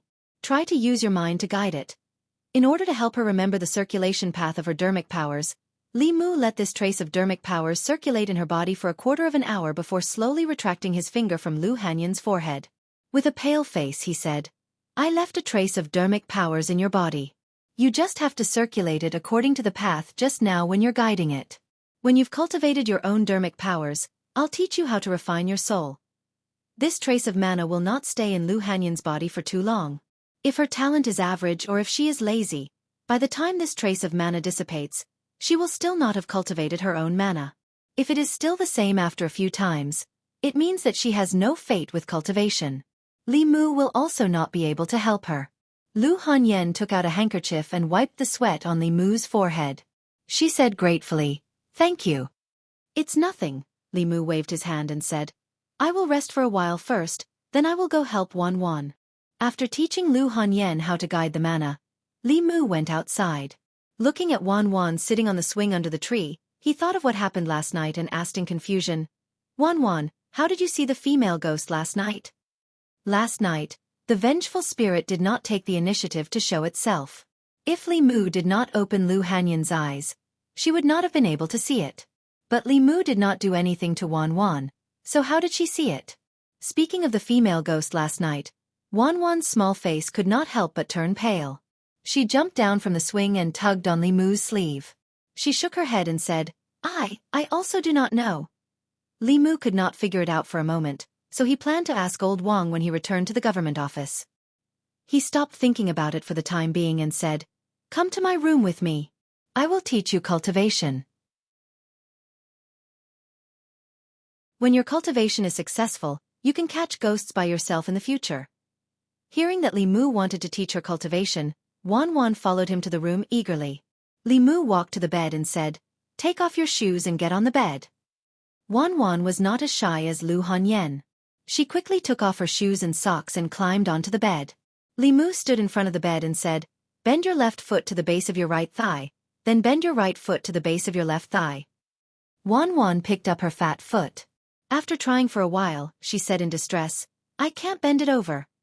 The movement of the 5 hearts facing the sky required a certain flexibility of the body. It was not easy for the average person to do it. Wan Wan's short legs were not as slender as Lu Hanyan's legs. After trying for a long time, she was still unable to cross her legs. Her legs were under her skirt. Li Mu could not help her, so he could only turn around and say, "Try to use more strength. This is a fixed position for cultivation. You must do it." Wan Wan hugged her small foot and tried to bend it. She cried, "It hurts." Li Mu comforted her, "Bear with it. It won't hurt in a while." After a while, the little maid said with a sobbing voice, "It still hurts." In this short period of time, Lu Hanyan poked her head outside the door 3 times. Li Mu could not stand it anymore. He walked to the door and said, "Come and help her." After less than an hour, Li Mu walked into the courtyard and let out a long sigh. Teaching them cultivation was more tiring than fighting with demons and ghosts. However, he finally passed a trace of transcendence energy into the master and servant's bodies. Next, they would have to rely on themselves. Teaching Lu Hanyan and Wan Wan to cultivate was a piece of cake for Li Mu. Whether they could succeed or not depended on their talent and hard work. Even if they only had a little talent for cultivation, after cultivating for a few days, they would be able to improve their cultivation and have more ability to protect themselves. Li Mu could not always be by their side. 2 weak women, alone outside, if they did not have any tricks up their sleeves, it would be too dangerous. The female ghost that was pestering Lu Hanyan was temporarily guarded by Li Mu in the soul recovering bag. It had a one-way connection with the person behind the case. At this time, the other party had no idea that the female ghost had fallen into Li Mu's hands. After lunch, in order to not arouse the suspicion of the person behind the scenes, Li Mu first let Lu Hanyan go to the shop before he left the house. Although the Jianghu County magistrates asked him to protect Lu Hanyan closely, Li Mu still kept a certain distance from her to avoid alerting the enemy. He walked on the street. Zhang Shan and Li Si were eating noodles on the side of the street. They caught a glimpse of Li Mu from afar. Zhang Shan waved to Li Mu and said, "Li Mu, over here." Li Mu walked over. Zhang Shan waved to the stall owner and said, "Boss, another bowl of noodles." Li Mu waved his hand and said, "No, I've already eaten at home." Lu Hanyan cooked for lunch. Only the dishes were washed by Li Mu.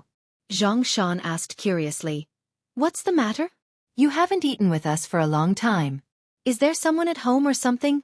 Li Mu sat down beside him and said, "Cut the crap. Come with me after lunch. There's a case that needs you."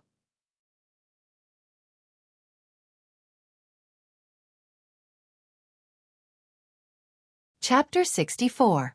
Yunyan Pavilion. Not long after Lu Hanyan returned to the shop, shopkeeper Huang came up and said, "Miss, shopkeeper Ran of the Four Seas bookstore is here." The Four Seas bookstore wanted to collaborate with Yunyan Pavilion to publish strange stories from a Chinese studio, but was rejected by Lu Hanyan. Lu Hanyan stood up and said, "Let him in." A moment later, a middle-aged man came up and looked at Lu Hanyan.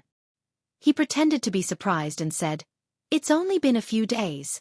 "Shopkeeper Lu, why do you look so haggard?" Lu Hanyan smiled and said, "There are many things I need to do in the shop. Maybe it's because I've been too busy these days and haven't had a good rest."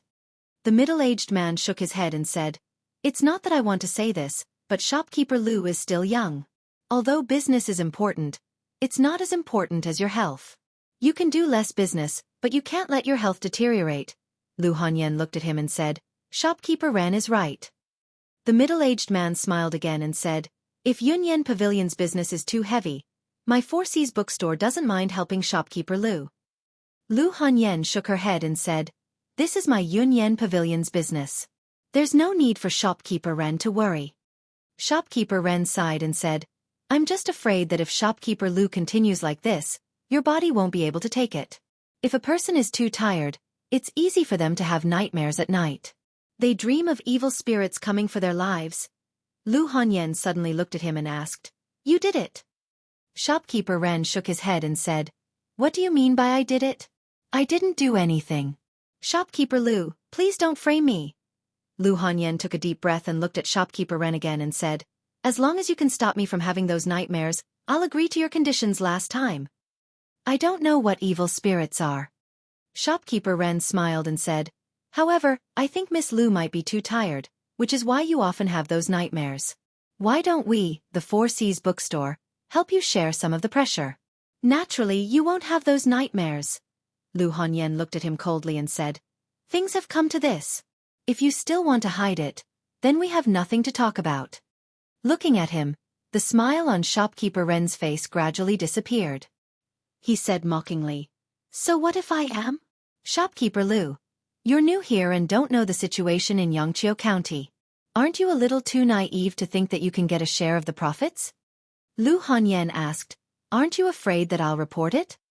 Do you think I haven't investigated you? You're an outsider with a maid. How long have you been in Xianxia County? You don't have anyone backing you up. How dare you report this to the authorities? Shopkeeper Ren curled his lips and said, Besides, what's the use of reporting to the authorities? Do you have any evidence to prove that I did it? Lu Hanyan looked at him and suddenly smiled. Shopkeeper Ren's expression froze as he asked, Why are you laughing? Lu Hanyan said, You said something wrong.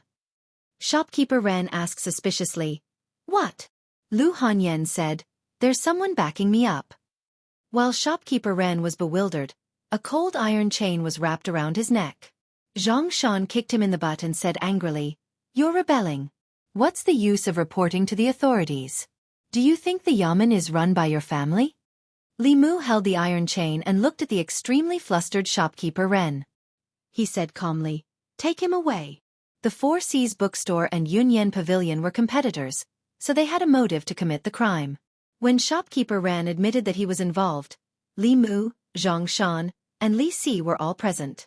There were also witnesses. However, this person quibbled on the way there. When he arrived at the court, he flatly denied it. When he was questioned by Jianghu County magistrates, he said firmly, Sir, this commoner has been wronged. This commoner has always been fair and law-abiding. How could I do such a thing? Jianghu County magistrates was expressionless. He said, Raise your head and look at me. Shopkeeper Ren raised his head and looked at Jianghu County magistrates. When their eyes met, the shopkeeper of the Four Seas bookstore suddenly froze. At the same time, Li Mu also noticed that Jianghu County magistrate's eyes seemed to have turned into a deep pool. With just a glance, his gaze seemed to have sunk into it. He hurriedly looked away. At this moment, Jianghu County magistrates looked at Shopkeeper Ren and asked calmly, The Yunyan Pavilion's shopkeeper has been haunted by evil spirits recently. Was it your doing? Shopkeeper Ren nodded mechanically. Yes. Jianghu County magistrates continued to ask, Why did you do this? Shopkeeper Ren said, The Yunyan Pavilion stole our Four Seas bookstore's business. Their shopkeeper is a woman who just came to Xianxia County not long ago. She has no background, so I wanted to force her to give up a portion of the profits. Who was the one controlling the evil spirits? I found a Taoist priest on the streets and spent 10 taels of silver to ask for his help. Where is the Taoist priest? The Earth Temple in the west of the city. Cultivators were not under the jurisdiction of the government, but if there were any who committed crimes, it would be difficult for them to escape punishment. The imperial court had always had zero tolerance for cultivators who used Taoism to harm others. Those who harmed others' lives would be killed.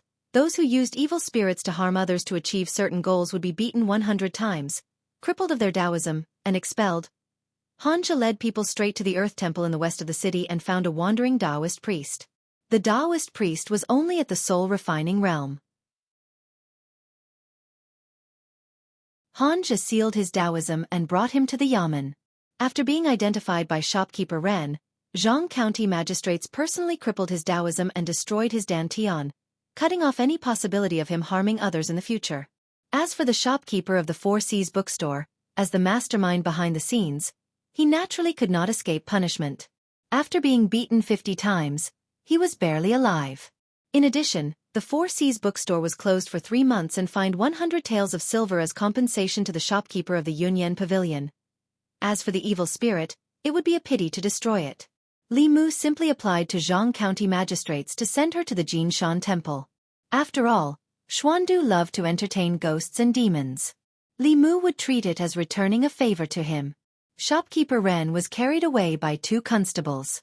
Lu Hanyan looked at Li Mu and said, "Thank you." Li Mu waved his hand and said, "What are you thanking me for? This case happened in my jurisdiction." Lu Hanyan did not stand on ceremony and said, "Then I'll go back first. Remember to come back for dinner tonight." After Lu Hanyan left, Xianxia, who had been paying attention in this direction, came over and asked Li Mu, "Do you know the female shopkeeper of the Yunyan pavilion?" Li Mu said, "She's my neighbor." Xianxia looked at him and asked, "Just your neighbor?" Li Mu asked, "What else could it be?" Xianxia asked again, "Is your neighbor married?" Li Mu glanced at him and said, "Why are you asking this?" Xianxia probed, "She's so beautiful and she's not married. Don't you have any other thoughts about her?" Li Mu said impatiently, "What are you trying to say?" Xianxia said, "I just want to ask if you had to choose between her and Miss Qing, who would you choose?"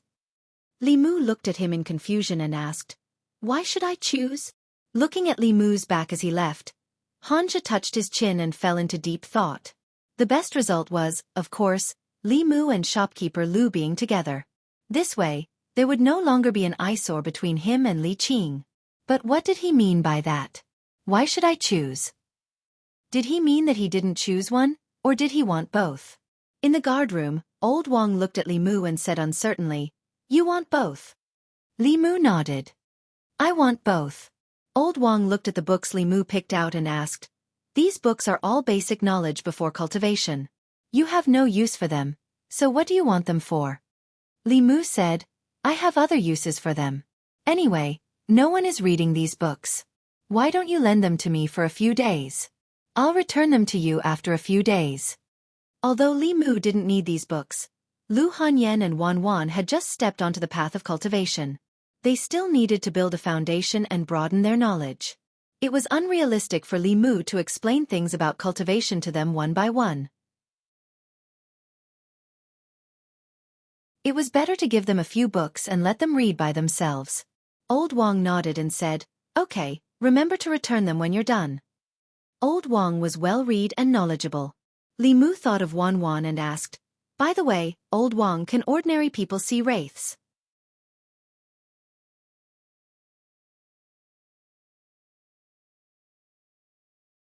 Chapter 65. Nope.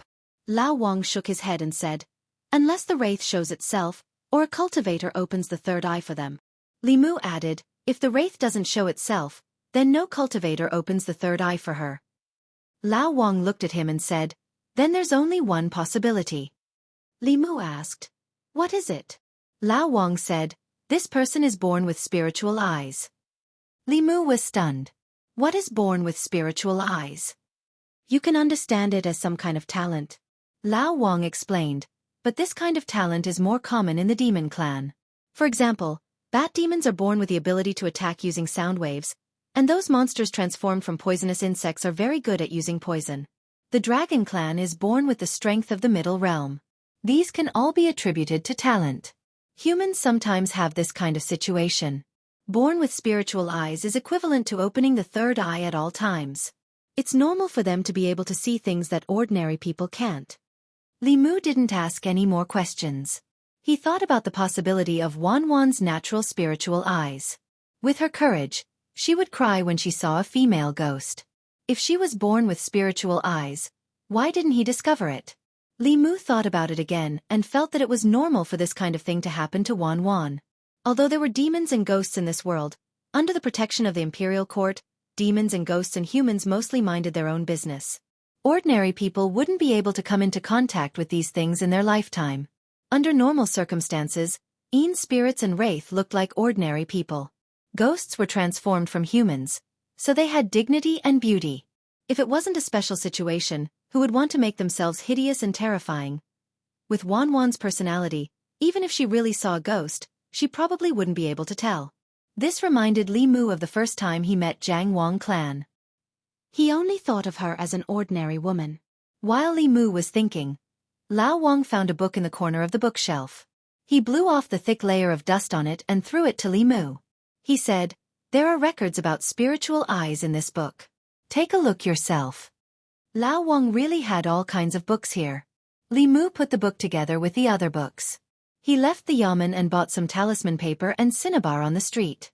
After the condensation of the second spirit, he could write a few more talismans, and they were the more practical ones that could expel evil spirits and kill ghosts.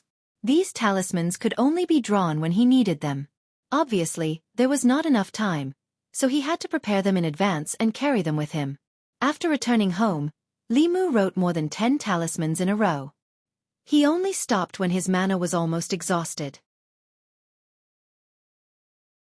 After dinner, he handed 2 talisman exorcism to Yu Hanyun and said, "These 2 talismans have the effect of exorcism. You and Wan Wan should carry them with you.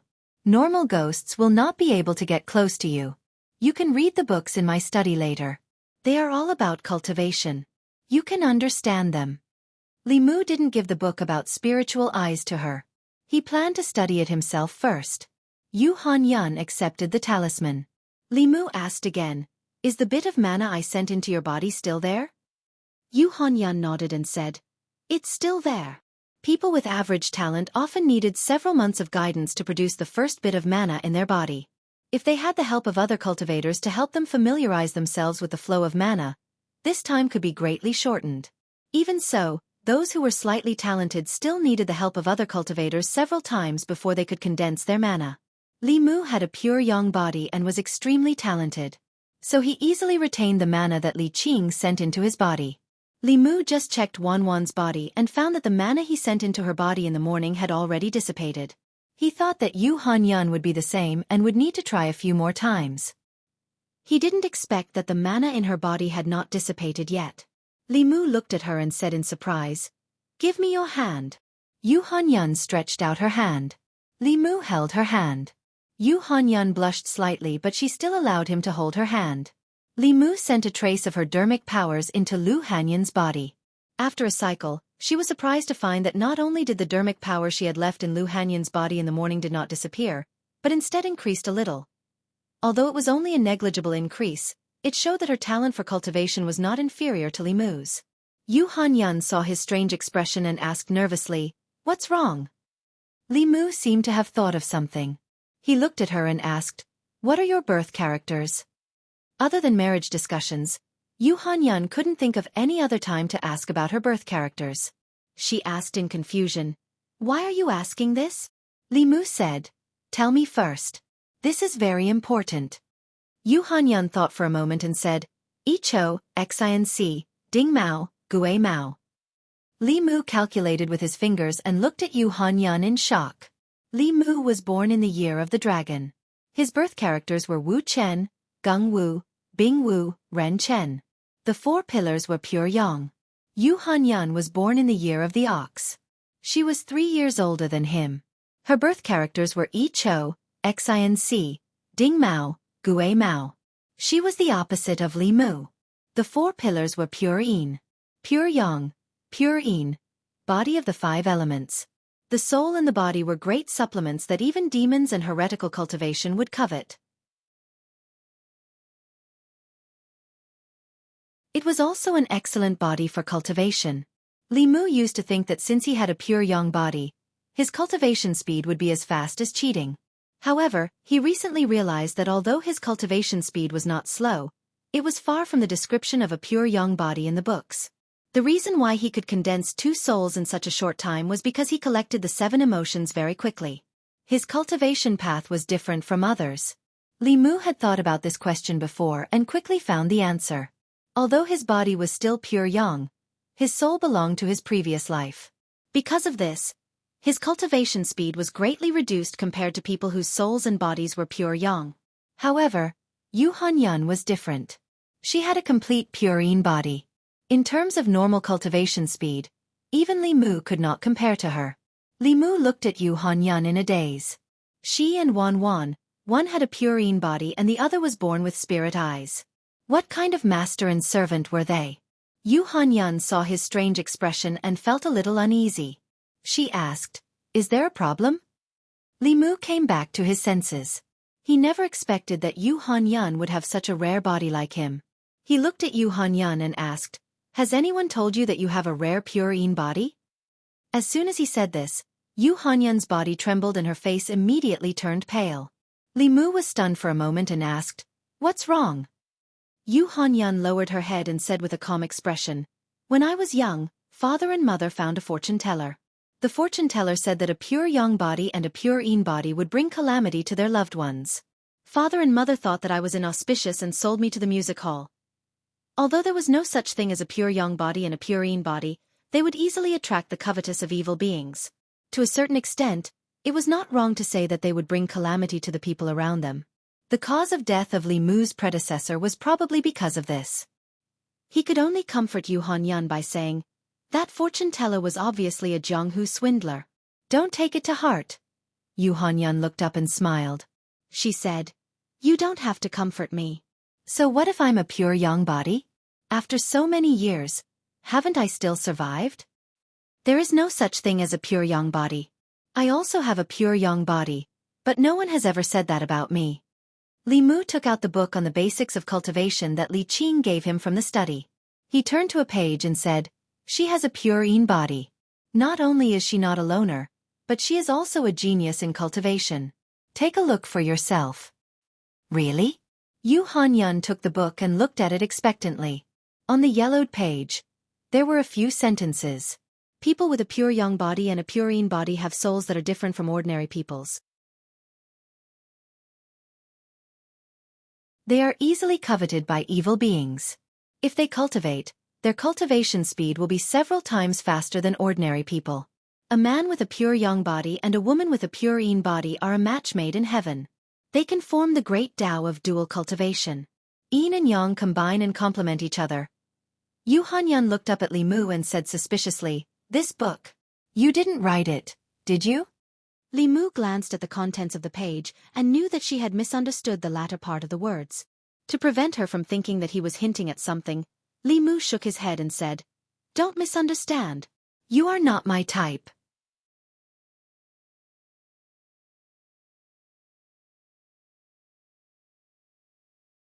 Chapter 66. Li Mu had some admiration for Lu Hanyun. He admired her independence and self-improvement as a woman. She had traveled thousands of miles from Zhongjun with a servant girl, and in such a short period of time, she had expanded the Yunyan pavilion to its current scale. Other than admiration, he also craved for her. Of course, it wasn't her body, but her cooking skills. Li Mu didn't deny that Lu Hanyun was a very outstanding woman in every aspect. Appearance, figure, cooking skills, wealth, personality. There were probably countless men who dreamed of marrying her. However, to Li Mu, this kind of person was fine as a friend. As a wife, he liked the kind of gentle, considerate, cute, obedient girls who knew how to act coquettishly and take care of others. He didn't like overly strong girls. As a man, he preferred to protect his woman, not be protected by a woman or be kept by a woman. Even if Lu Hanyun had a purine body and was a natural match for him, feelings were more important than one's constitution. "No, I'm not your type." Even if Lu Hanyun had never thought of developing a relationship with Li Mu, hearing this answer from his mouth was still a blow. As a woman, she had a figure, looks, cooking skills, and money. What reason did he have to not like her? She glanced at Li Mu and asked unhappily, "Then what kind of woman do you like?" In order to reassure Lu Hanyun, Li Mu spoke the truth. Cute, obedient, well-behaved, and knows how to take care of others. As for age, it's best if she's younger than me. Cute, obedient, well-behaved, and knows how to take care of others. Lu Hanyun felt that she fit this description very well. It was just that she was older than him by 3 years. But so what if she was older by 3 years? As the saying goes, a woman 3 years older than him would have a gold bar. Moreover, if he had her, it wouldn't be just a gold bar, but a pile of gold bars. It would be enough for him to live a carefree life for the rest of his life. Was he looking down on her age? This caused her to be instantly enraged. It wasn't that she liked Li Mu. It was just that she was a woman who had absolute confidence in her looks, figure, and other conditions. Yet, she was ignored and disdained by a man, which made it difficult for her to accept. She opened her mouth and was about to refute when she suddenly thought of something. She looked at Wan Wan, who was swinging under the tree in the yard. Cute, obedient, well-behaved, and knows how to take care of people. She's a little younger than you. She suddenly looked at Li Mu and said warily, "Are you thinking about Wan Wan?" If Lu Hanyan hadn't mentioned it, Li Mu wouldn't have thought about it. After her reminder, Li Mu suddenly realized that if Wan Wan was 2 years older, wouldn't she be his ideal type?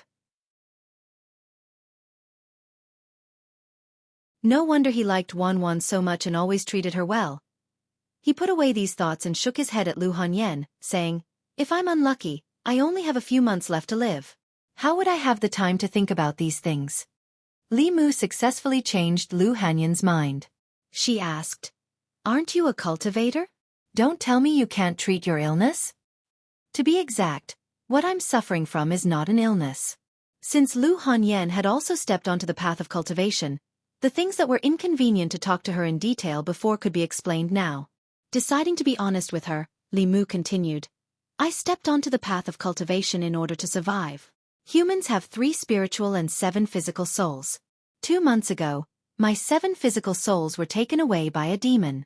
Only by condensing 4 physical souls within half a year can I have a chance to survive."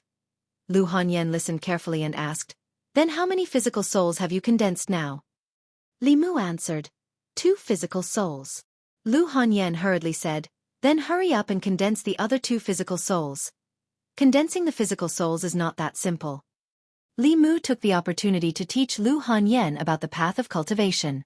He slowly said, "Humans are born with the 7 physical souls. The 7 physical souls are born from the 7 emotions of happiness, anger, sorrow, fear, love, evil, and desire. If you want to condense the 7 physical souls again, you have to accumulate a large amount of the 7 emotions.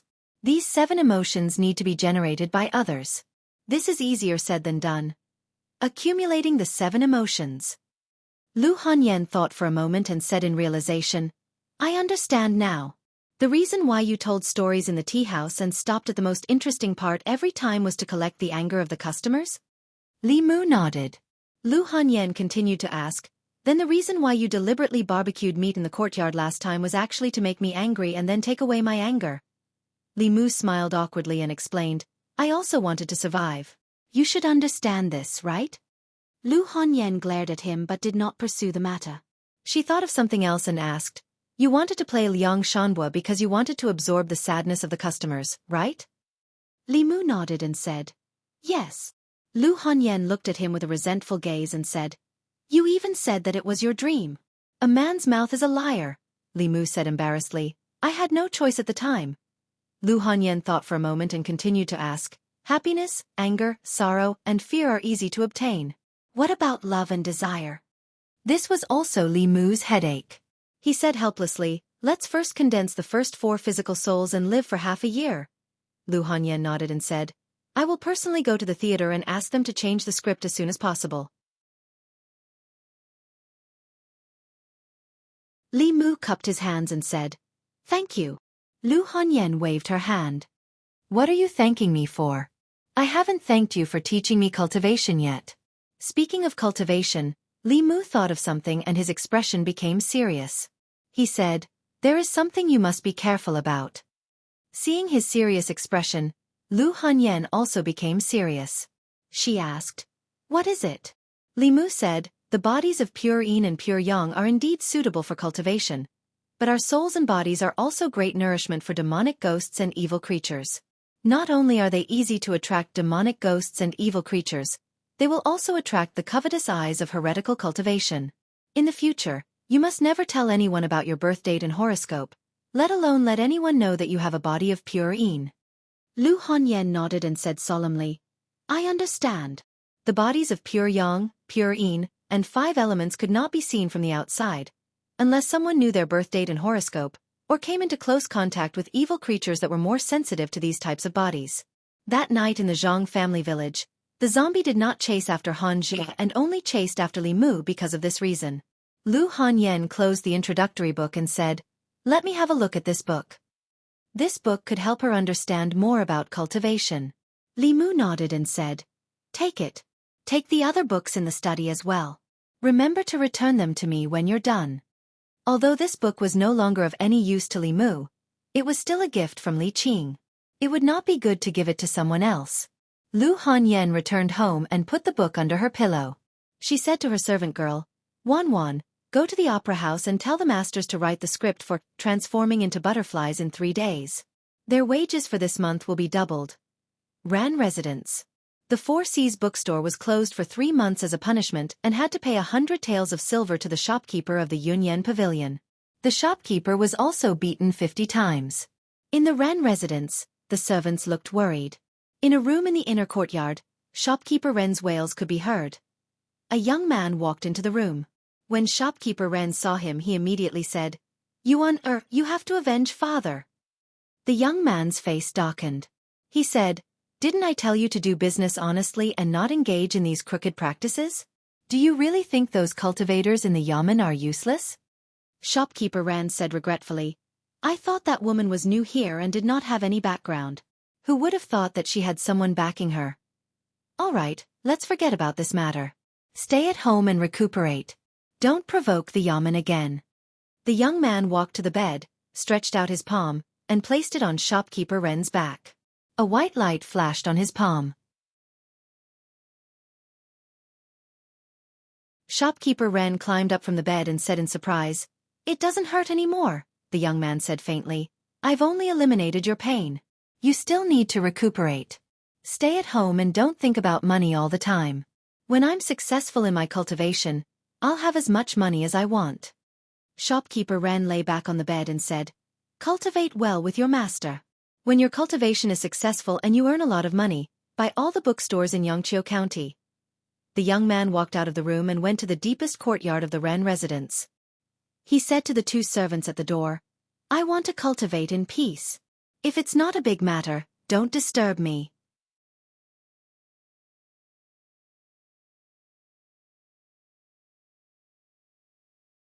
Chapter 67. Li Mu was practicing his swordsmanship in the yard. Lu Hanyan put a thin book on the stone table in the yard and said, "This is the script of Transforming into Butterflies. Take some time to read it and memorize the lines as soon as possible." Li Mu put down his sword and said in surprise, "So fast?" Wan Wan stood aside and said, "Of course it's fast." In order to urge them to finish the script, Miss didn't sleep for 2 nights in a row. Li Mu looked up and saw that Lu Hanyan's originally delicate face was a little haggard at the moment. Her slumbering was more obvious than 2 days ago. He was a little touched. He held his sword with both hands and said, "I can't thank you enough. I will repay you in the future if I have the chance." Lu Hanyan rolled her eyes at him and said, "Don't talk about the future. Teach me how to draw talismans now. After I learn how to draw talismans, I can draw youthful talismans by myself." At this time, only 2 days had passed since Li Mu taught Lu Hanyan how to cultivate. Last night, with the help of Li Mu, she successfully refined the first soul. In order to condense the soul, Li Mu had worked hard to do good deeds like Lei Feng. He helped the old lady cross the road, cut Zhang Shan's leaks, and helped Lin Wan get justice. He collected joy everywhere and finally condensed the first soul. Lu Hanyan only took 2 days to do what Li Mu could do in a month. Of course, it was because Li Mu gave her the remaining strength of the tiger demon's soul from the last time he condensed the soul. The talent of the pure Yin body in cultivation played a greater role. Of course, without the courage of a demon, she would not have been able to refine the second soul so quickly. Lu Hanyan remembered the feeling of rapid improvement in cultivation last night. She couldn't help but lick her lips. She looked at Li Mu and asked, "Did you put anything into my body last night?" "No, not a drop." Li Mu looked at her and said seriously, "You have to be down to earth when you cultivate. Don't always think about taking shortcuts. Otherwise, in the end, if you don't harm others, you will harm yourself." In terms of cultivation, Lu Hanyan only obeyed Li Mu. After being reprimanded by him, she lowered her head and whispered, "I understand." After refining the first soul, Lu Hanyan's mana could already write the 2 most basic Fulu talismans. One was the soul-locking talisman, and the other was the youth-retaining talisman. Li Mu first let her copy the runes of the two talismans. Being able to draw the runes in one go was the first step to writing talismans. Lu Hanyan was proficient in many musical instruments and had a pair of skillful hands. Painting and calligraphy were not difficult for her. The difficulty of writing talismans was that she had to eliminate all distracting thoughts and pour her mana into the runes. For beginners, it was impossible to successfully write talismans without a long period of practice. Even for those with a little talent, it would take 10 days to half a month to master it. For those with mediocre talent, it was common for them to practice for several months before they could master it. Lu Hanyan had already failed several times. Her mana was overdrawn and her face was pale, but she was still persevering. Li Mu could see the stubbornness in her personality from the matter of writing talismans. Once she set her mind on something, she would definitely not turn back even if she hit a wall. Li Mu looked at her and comforted, "Why don't you try again tomorrow?" Lu Hanyan's expression was firm and said, "I can definitely do it. I'm so close." Li Mu was worried that she would be exhausted if she continued to persevere, so he took the brush from her hand and said, "Recite with me. Your heart is as clear as ice. Even if the sky collapses, you won't be alarmed." After teaching Lu Hanyan, Li Mu reminded her again, "Just remember this technique. Don't tell anyone else." The art of tranquility did not belong to the category of Taoist techniques, but it was very effective in situations where one needed to calm down and concentrate. After learning the art of tranquility, Lu Hanyan only failed once before she successfully drew a face-retaining talisman. In this world, the art of tranquility was a secret technique that only Li Mu knew. It was different from the art of leading Yin. If it wasn't for the fact that Lu Hanyan stayed up late to help him write the script, Li Mu wouldn't be so generous as to teach her. Using sincerity to exchange for sincerity. This was what Li Si taught Li Mu. Although Li Si said that it was to pick up girls, it could be used in other situations as well. Speaking of which, he couldn't favor one and discriminate against the other. Since he taught it to Lu Hanyan, he should find a chance to teach it to Li Qing as well. Although Lu Hanyan was also kind to him, it wasn't 10 to 20% of Li Qing's kindness to him. And from Li Qing, Li Mu had never asked for anything in return. When Li Mu found Li Qing in the guardroom, she was cultivating with her eyes closed. The lower three realms of cultivation were soul refining, soul condensing, and spirit concentrating. Soul refining was to refine the 7 souls, allowing the cultivator to completely control the body. Soul condensing was actually soul refining. It was the process of the cultivator gradually controlling the 3 souls. In this realm, the cultivator's soul gradually grew stronger and could freely enter and leave the body.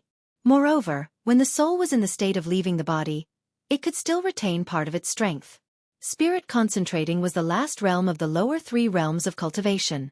At this realm, the cultivator's 3 souls merged into one and completely transformed into the primordial spirit. Even if the body died, the primordial spirit could leave the body and enter a new body to be reborn. As long as the primordial spirit was not destroyed, the cultivator would not truly die. For cultivators in the spirit-concentrating realm, their cultivation was all in the primordial spirit. Even if the body died and only the primordial spirit was left, their strength would not be weakened too much. This was similar to monsters in human form. Although the lizard spirit and the tiger spirit's body died, their souls were still strong. However, after they turned into souls, they would be more afraid of thunder arts and Buddha's light. Li Mu walked into the guardroom. Li Qing slowly opened her eyes and asked, "Did something happen in your cultivation?" "No." Li Mu shook his head and said, "I came across a spell by chance. It can clear the heart and restrain the mind. When I use it when I'm writing talismans, it can stabilize the mind and increase the success rate of writing talismans." He handed a piece of paper to Li Qing and said, "This is the spell." Li Qing did not take it. She shook her head and said, "There are many spells of calming the heart and clearing the heart in Taoism, but none of them have this effect. Even in the 6 ancestral courts, this spell can be called a top-notch spell. It's very precious. I can't accept it." Li Mu put the paper on the table in front of Li Qing and said, "Boss taught me cultivation, saved my life, and gave me a book and a sword. What's this little spell?" Li Mu had many Taoist spells and scriptures. The clear heart spell was the least effective among them. It was not that Li Mu did not want to give her something good. With Li Qing's kindness to him, it was not too much to ask Li Mu to repay her with his body. It was just that Li Mu himself had not figured out the 9 words mantra. If he took it out like this, he would not even be able to come up with an excuse. Although this little clear heart spell could not repay Li Qing's kindness, they lived under the same roof every day and had many opportunities to interact. In the future, there would be plenty of opportunities to slowly repay her. After all, the future was long. Putting the paper on the table, Li Mu smiled at Li Qing and said, "Boss, continue cultivating. I'm going out to patrol." Wait a moment. Li Qing glanced at the paper on the table and said nothing. She only looked at Li Mu and asked, "You've already condensed corpse dog and concealed arrow. Which one are you going to condense next?" Li Mu embarrassedly said, "Sparrow shade." Li Qing continued to ask, "Have you thought about how to collect grief?" Li Mu nodded and told her his idea. "That's actually a good idea. Only you could think of it." Li Qing smiled and said, "Go. I'll leave the matters of the yamen to Zhang Shan and Li Si. You just need to focus on condensing the soul." Li Mu stood at the door and did not immediately walk out. Li Qing looked at Li Mu standing at the door and asked, "Is there something else?" Li Mu smiled and said, "Boss, you look really good when you smile. You should smile more often." Li Qing froze for a moment. Then her gaze wandered for a moment and she said, "Go on patrol." Zhang Shan, who had just returned from his patrol and was preparing to rest in the duty room, stood outside the door, his eyes wide open. A moment later on the Weiyang street, he wrapped his arm around Li Mu's shoulder and said in shock, "Li Mu, are you crazy? You even dare to tease the boss. Aren't you afraid that the boss will get angry?" Li Si walked by his side and said, "A woman will never get angry because you praise her beauty." Zhang Shan asked in return, "Is the boss an ordinary woman?" Li Si looked at him and said, "Immortals are also women." Li Si spoke of great principles, but Li Mu had no choice but to accept it.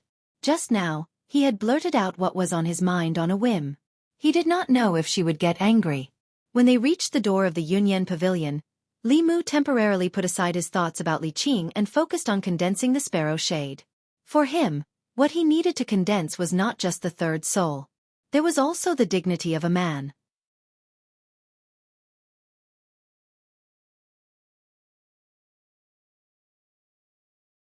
Chapter 68. Li Mu had already memorized the script of transforming into a butterfly with the help of the clear mind technique. Lu Hanyan asked him to come to the theater to rehearse when he was free. 1 minute on stage was 10 years of practice off stage. Before officially going on stage, everyone had to memorize the script thoroughly and rehearse it in advance without any mistakes. Only then could they walk from behind the scenes to the front of the stage. When shopkeeper Huang saw Li Mu, he ran over eagerly and said, "Young master, you're here. Please change into your costume first. We'll start rehearsing in a while." Li Mu needed the audience to feel sad for him. Naturally, the more miserable the character he played, the better. Who else could he choose to play Liang Shanbo? However, in fact, he wasn't very sure if he could collect sadness in this way. If he couldn't, he would let Li Qing break his legs and pretend to be a beggar. He would beg at the city gate. A man should be more ruthless to himself. Survival was always the first priority. Dignity and other things could be abandoned in the face of life. Because it was just a rehearsal, Li Mu changed into his costume and didn't put on makeup. He sat backstage. After a while, he saw shopkeeper Huang coming over with another handsome scholar in costume. Li Mu looked at the handsome scholar's face. No matter how he looked at it, it was familiar. However, he couldn't remember where he had seen it before. The handsome scholar crossed his arms and asked, "What's wrong? You don't recognize me?" Li Mu looked at Lu Hanyan and said in surprise, "Why are you dressed like this?" "Because I'm acting in a heroic stage." Lu Hanyan looked at him proudly and asked, "How is it? Do I look like you?" Needless to say, Lu Hanyan was beautiful. After dressing up as a man, she immediately became a heroic young man. If she walked on the street, she would probably attract a lot of ignorant girls. "That sounds like it," Li Mu nodded, then he thought of something and asked, "Wait, do you know how to act?" As the female lead of Liangzhu, Xianxia had a lot of scenes and lines in the drama. If she screwed up, she would just lose a few customers. However, to Li Mu, he would lose a bunch of leaks. No, he would lose the hope of condensing the sparrow shade and becoming a real man. This was not something for her to play with. Lu Hanyan glanced at him and said, "If you don't believe me, I can arrange for someone else to act in Ing Tai. Although Auntie Wang is in her 50s, her basic skills are solid. Acting as a young woman in her 20s shouldn't be a problem." Li Mu said without hesitation, "Of course I believe you." Liangzhu was a couple in the drama. Although there weren't any restricted scenes, it was inevitable for them to hold hands and hug. If he had to choose between Auntie Wang and Lu Hanyan, Li Mu would still choose her. The only thing he was worried about was that Zhu Yingtai was going to dress up as a man. If he let Li Qing act, she wouldn't need any props and would just wear a loose costume. No one would be able to tell. However, Lu Hanyan was different. Unless the audience was blind, they would be able to tell at a glance. Li Mu subconsciously looked at her and noticed that her originally bulging chest had become flat. After being stunned for a moment, he couldn't help but ask, "Don't you feel uncomfortable from being strangled?" Lu Hanyan lowered her head and said in embarrassment, "It's none of your business." Li Mu was also worried that she would hurt herself. It wouldn't be good if she hurt her body in order to satisfy her desire for acting. However, since Lu Hanyan didn't care, he couldn't say anything more. He said, "Since you're ready, let's start rehearsing." While the two were rehearsing, on the other side of the theater, several actors gathered there and looked at the two figures not far away. One of them was puzzled and said, "Transforming into butterflies is such a good script. Why did you find a newcomer to act as the lead? Isn't this messing around?" The person next to him looked at him and said, "Yeah, I thought you would act as Liang Shanhua. This is a rare opportunity to show your face." "I don't know what you're thinking." That person listened to Li Mu's clumsy lines and sighed. He said, "I'm really not convinced. How am I not better than him?" Lu Hanyan was a professional. Not only was she proficient in musical instruments, but she was also good at singing. Li Mu was completely a layman. After the two of them rehearsed their lines, Lu Hanyan shook her head and said, "You can't go on stage directly like this. A real actor knows how to arouse the emotions of the guests. When they act as the bad guys, they can make the guests hate them so much that they even forget that this is acting and rush to the stage to curse. When they act as the good guys, they can gain the sympathy of the guests and make the guests cry for them. Your acting is too stiff. Even if you act as Liang Shanhua, you can't move the guests and get their grief." Grief was a very important thing. Li Mu also became serious and said, "I'll think about it carefully." Lu Hanyan shook her head and said, "A good actor takes 10 years to become a beginner, 20 years to become an actor, and 30 to 50 years to become a master. In this line, without the guidance of a master, it's difficult to understand anything." Li Mu asked, "Is there any quick way?" "There's no quick way to improve your acting skills. You can only practice hard." Lu Hanyan thought for a moment and said, "Come to my room tonight. We'll rehearse our lines as many times as possible." On the other side of the theater building, the young man just now lowered his head and said, "I'm convinced." Li Mu thought that he could gain the grief of the guests by acting as Liang Shanhua. After he really understood the line of actors, he found that he was too naive. Outstanding actors and excellent performances could indeed move the hearts of the guests and control their emotions. However, all of these people had more than 10 years of acting experience. Acting was not a matter of wearing a costume and reciting lines at all. Not to mention the expression and movements, just the foundation of the lines was a hurdle that Li Mu could not cross in a short time. It was late at night. Li Mu leaned against Lu Hanyan's bed and sighed. "It's so difficult." Lu Hanyan covered her mouth and yawned. She said, "Every line is not easy. It's impossible to reach the level of the masters without 10 years of hard work. I'm sorry for making you practice with me so late." Li Mu stood up and said, "You should rest early. I'm going back." Lu Hanyan nodded and asked, "If the acting doesn't work, what are you going to do next?" "What else can I do?" Li Mu sighed and said, "I can only break my legs and go outside to beg for sympathy." Lu Hanyan was stunned and asked, "Are you so cruel to yourself?"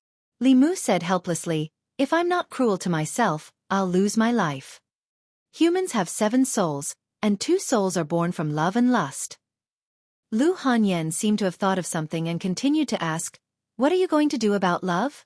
You can't go and harm so many girls, right? Li Mu didn't even have the chance to collect grief, let alone love. He could only say, we'll talk about it in the future. Lu Hanyan continued to ask, love is fine, but what about lust? Li Mu lowered his head and looked at his own body, then looked at Lu Hanyan and shook his head. We'll talk about it in the future.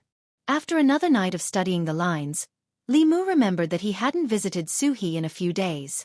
He personally cooked a few dishes and went to Clearwater Bay. As Suhi ate, she said, next time, remember to bring me a jar of wine. Is the wine shop in the east of the city still there? I really like their autumn dew wine. I haven't drunk it in 20 years. As she spoke, she saw Li Mu's absent-minded appearance and asked, what's wrong? Is there something on your mind? Is there another difficult case in the yamen? Li Mu shook his head and told her about the problems he'd encountered in the past 2 days. Suhi glanced at him and smiled. That's normal. It's the same no matter what line of work you do. You don't want to use your 3 to 5 days of interest to compete with someone who's been eating for decades, do you? Li Mu sighed and said, if there's really no other way, I'll just have to go to the city gates and beg. That's not necessary. Suhi put down her chopsticks and said, a good actor can act like a character in a play, but in the end, it's just acting. They can't act out the full charm. If you're a character in a play, why do you need to act? Li Mu was confused. I'm a character in a play. What do you mean? You can hypnotize yourself to forget Li Mu, forget your identity as a bailiff, and think that you're a character in a play. Once you've really deceived yourself, you'll really be a character in a play, Suhi explained. She looked at Li Mu and asked, this is a type of illusion technique. Do you want to learn it? Li Mu swallowed his saliva and said, yes. Suhi crossed her arms in front of her chest. Call me sister and I'll teach you.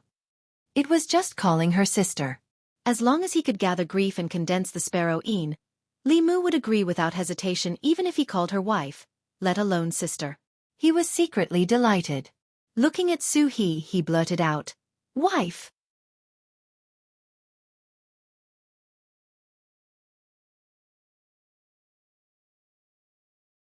Chapter 69. Suhi was stunned and asked, what? She tilted her head and looked at Li Mu. Wife. Bah. He was too excited just now and made a mistake. Li Mu's face turned red and he quickly said, I'm sorry, I called you wrongly. Miss Su, Sister Su, please. Suhi glanced at him and continued, illusion is a spell to bewitch people. Not only can it be used to bewitch others, but it can also be used to bewitch oneself. Bewitching people was a type of ghost spell. In the ghost stories on the market, there were often scenes of scholars being bewitched by female ghosts and sucked dry their yang energy and blood essence. The difference was that Li Mu was bewitching himself. He knew the story of Liang Zhu. As long as he hypnotized himself and told himself that he was Liang Shanbo, he could naturally immerse himself in Liang Zhu's situation and become the character itself, not just a simple performance. Li Mu used the method Suhi taught him. After failing several times, he finally found the trick and could easily enter the plot. Thank you, Sister Su. Li Mu clasped his fist and said, when I condense the third soul, I will thank you properly. Bah. Suhi spat and asked, the third soul is the sparrow een. After you condense the sparrow een, how are you going to thank me? Of course it's to cook. Li Mu realized the loophole in his words and quickly explained, next time, what do you want to eat? Just tell me, I will definitely bring it for you. Suhi rolled her eyes at him and said with some regret, I really want to see how you act on the stage. Unfortunately. Unfortunately what? Li Mu said in surprise. You can go and watch. I will save a good seat for you. Suhi was already a ghost cultivator and not a low-level ghost. Even if she wandered in the human world, as long as she didn't take the initiative to harm people, the government wouldn't provoke her. I won't go. Suhi faintly smiled and gave her a meaningful look. She said, I hope you can quickly condense the sparrow's een and become a true man who can support the heavens and earth. Li Mu packed up the food box and said, then I'm leaving. I'll come to see you another day. Wait. Suhi suddenly called out to him. Is there anything else? Li Mu turned around and asked. Suhi smiled sweetly at him and said, "You gave me strange stories from a Chinese studio and called me your wife. If you really have any thoughts about me, why don't I help you become a ghost cultivator? Then you can." Li Mu knew that she was teasing him out of habit, so he said indifferently, "If one day I really die and my soul doesn't disperse, I'll come to Clearwater Bay to accompany you." Every time he came to Suhi's place, he would gain something. Li Mu decided to come here more often in the future. On his way back from Clearwater Bay, he saw Lu Hanyan pacing back and forth in front of the gate. Lu Hanyan looked at the food box in his hand and asked in confusion, "Where did you go?" Li Mu said, "I went to visit a friend." Lu Hanyan didn't ask any more questions. She said, "It's good that you're back. Let's continue practicing. The sooner we finish practicing, the sooner we can go on stage. The sooner you can escape from danger." Lu Hanyan seemed to be even more anxious than him about condensing the soul. Li Mu went home and changed his clothes, then practiced with her in the courtyard. Lu Hanyan quickly entered the role of Zhu Yingtai. She held his hand and turned her head to the side. She said sadly, "Brother Liang, Yingtai can't marry you in this life. We can only wait for the next life to be together." Li Mu used the art of charm on himself and turned into Liang Shanhua. He covered his mouth and coughed a few times. He said sadly, "The world is ruthless, the world is rude. So be it. The sedan will carry your Ma family home. The autumn wind will send me to the Yellow Springs." Lu Hanyan looked at Li Mu in a daze. For a moment, she didn't know how to respond. It wasn't that she forgot her lines. It was just that in one night, Li Mu's acting had changed dramatically. Before, his lines were still a bit stiff and his performance was a bit exaggerated. But now, his lines were smooth and his movements were skillful. He was even better than those old masters who had decades of experience. Lu Hanyan almost thought that he was Liang Shanhua. Li Mu finally got into the mood, but he was interrupted by Lu Hanyan's pause. He came out of the art of charm and asked her, "What's wrong?" Lu Hanyan looked up at him and said in surprise, "It's only been one night. How did you improve so much?" Li Mu said, "Maybe last night, I realized the essence of acting." Lu Hanyan was puzzled. "What is it?" "Real." Li Mu explained, "When I'm not acting Liang Shanhua, I'm showing the real Liang Shanhua in front of everyone. There's no trace of acting. Naturally, it won't make people feel stiff. Everyone knows this, but it's not that easy to do." Lu Hanyan looked at him with an inexplicable gaze. She said, "Li Mu, you're really a genius. It's a pity that you're not an actor." Li Mu's dream was to become a real man, not an actor. He shook his head and said, "Let's not talk about this. Let's continue." The people of Yangqiu County didn't have many entertainment activities on a daily basis. Those who had read books and knew a few words, when they were bored, they could read all kinds of stories and novels to comfort their hearts. Most people could only drink tea, listen to stories or songs. Only those who lived a luxurious life were willing to spend a few more copper coins to go to the opera house to listen to opera. A group of guests walked in from outside the Yunyan Pavilion's opera house. The opera house released a new play today called Transforming into a Butterfly.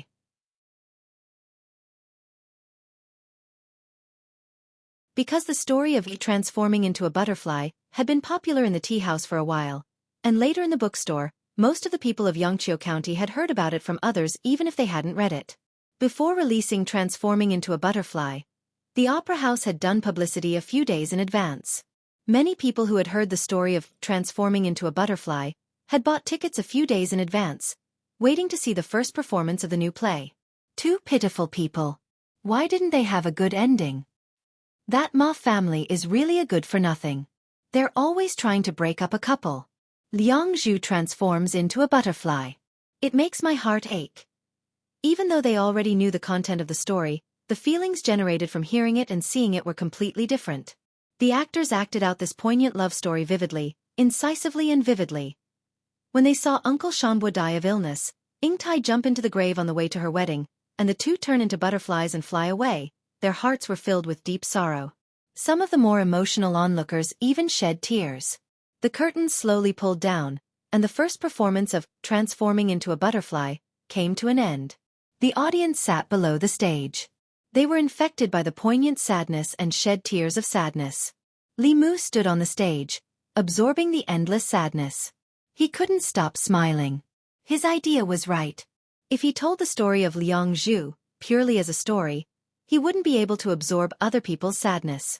However, if he transformed into Uncle Yang himself and used his superb acting skills to let the audience put themselves in the situation and think that he was Uncle Yang himself, he would naturally be able to absorb other people's emotions. Appropriately guiding other people's emotions was cultivation. Excessive plundering was harvesting. After countless experiments, Li Mu had found a balance. He could ensure that he didn't cause any harm to those people's bodies when he needed it.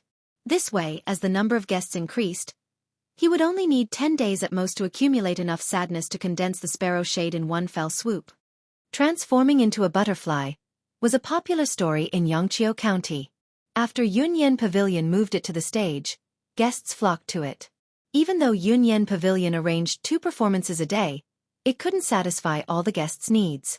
It wasn't until 10 days later, when most people had watched Transforming into a Butterfly once or even twice, that the number of guests in the theater gradually decreased. Early morning. Li Mu sprung up from the bed and subconsciously reached into the quilt. At this moment, he had the urge to cry. In these 10 days, he had asked for leave from Li Qing and performed 2 performances a day with Lu Hanyan, absorbing the emotions of hundreds and thousands of people.